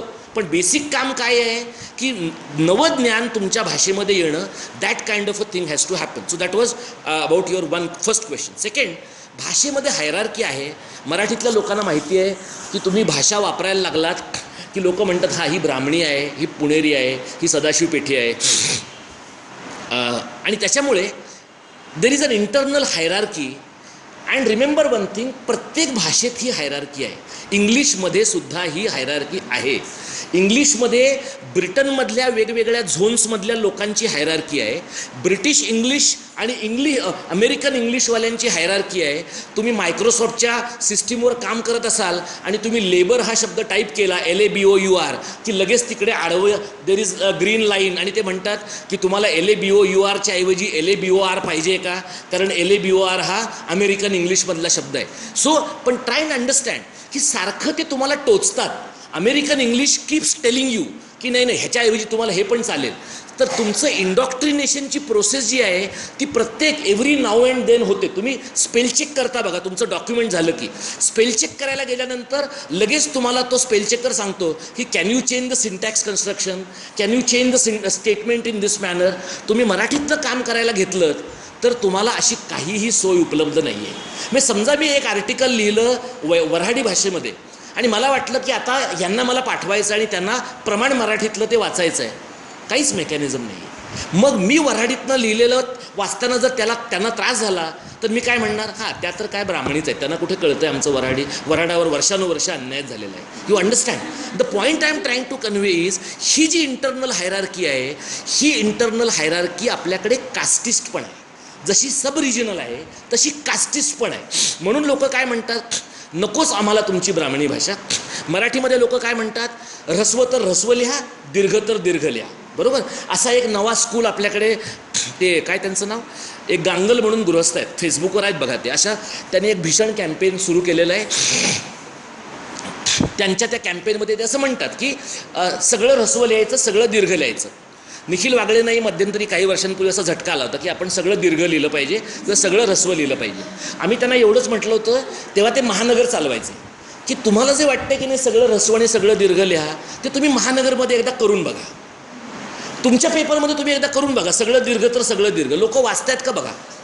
फेसबुकवर पण लोक असं म्हणतात की सगळं दीर्घ दीर्घ लिहिलं पाहिजे, कारण ऱ्हस्व दीर्घामुळे आम्ही सगळे जे बहुजन समाजातले लोक आहोत त्यांचं फार नुकसान होतं. एक लक्षात घ्या तुम्ही, प्रत्येक भाषेची एक सिस्टम आहे आणि आपल्याकडे काय झालं आहे की आपण प्रमाण आणि अप्रमाण ह्या हायरार्कीला अनफॉर्च्युनेटली शुद्ध आणि अशुद्ध हे शब्द वापरायला गेलो. आणि शुद्ध म्हणजे ब्राह्मणी, अशुद्ध म्हणजे अब्राह्मणी, अशा पद्धतीचं झाल्यामुळे लोक असं म्हणतात. आणि काय झालं आहे की शाळांमध्ये आपल्याकडे फार वाईट शिकवलं जातं सर्व प्रकारचं. आणि शाळांमध्ये तुम्हाला दिसेल की भाषा इतक्या वाईट पद्धतीने अनेक ठिकाणी शिकवल्या जातात की कॉलेजांमध्ये आल्यानंतरसुद्धा अनेक मुलांना सलग वाक्य लिहिता येत नाही. आणि हे मी फक्त मराठीतलं म्हणत नाही, कोणत्याही भाषेमध्ये लोकांना सलग 4 वाक्य लिहिता येत नाही. आता त्याच्यामुळे काय झालं आहे की ज्यांना चांगलं लिहिता येत नाही पण ज्यांना फेसबुकसारखं लिहायचं साधन मिळालं आहे ते असं म्हणतात की व्याकरण नकोच. पण हेच तुम्ही जेव्हा जॉब ॲप्लिकेशन करता इंग्लिशमध्ये तेव्हा नाही म्हणत तुम्ही की मला इजच्या ऐवजी वॉजच लिहायचं आहे, बघू कसा मला घेत नाही कंपनीवाला. असं नाही करत. इंग्लिश लिहिताना सगळं स्ट्रक्चर पाळणार, 10 वेळा स्पेल चेक करणार, प्रूफ चेकिंग करणार, त्या कंपनी अमेरिकन असेल तर कसं इंग्लिश लागतं ते बघणार, ब्रिटिश असेल तर कसं लागतं ते बघणार. म्हणजे इंग्लिशच्या बाबतीमध्ये सगळ्या हायरार्कीज पुढे आपण सरेंडर करतो, कारण इंग्रजी ही आपल्या सर्वायवलची भाषा आहे. मराठीच्या बाबतीमध्ये आपण काय म्हणतो, आम्हाला नाही हे करायचं कारण आम्ही मराठी आहोत, आम्ही असंच बोलणार, आम्ही OBC आहोत, आम्ही असंच बोलणार. तुम्ही लक्षात घ्या की गेल्या 50 वर्षामध्ये बहुजन समाजाला मराठी भाषेवर स्वतःचं नियंत्रण प्रस्थापित करण्याची अमूल्य संधी चालून आलेली आहे.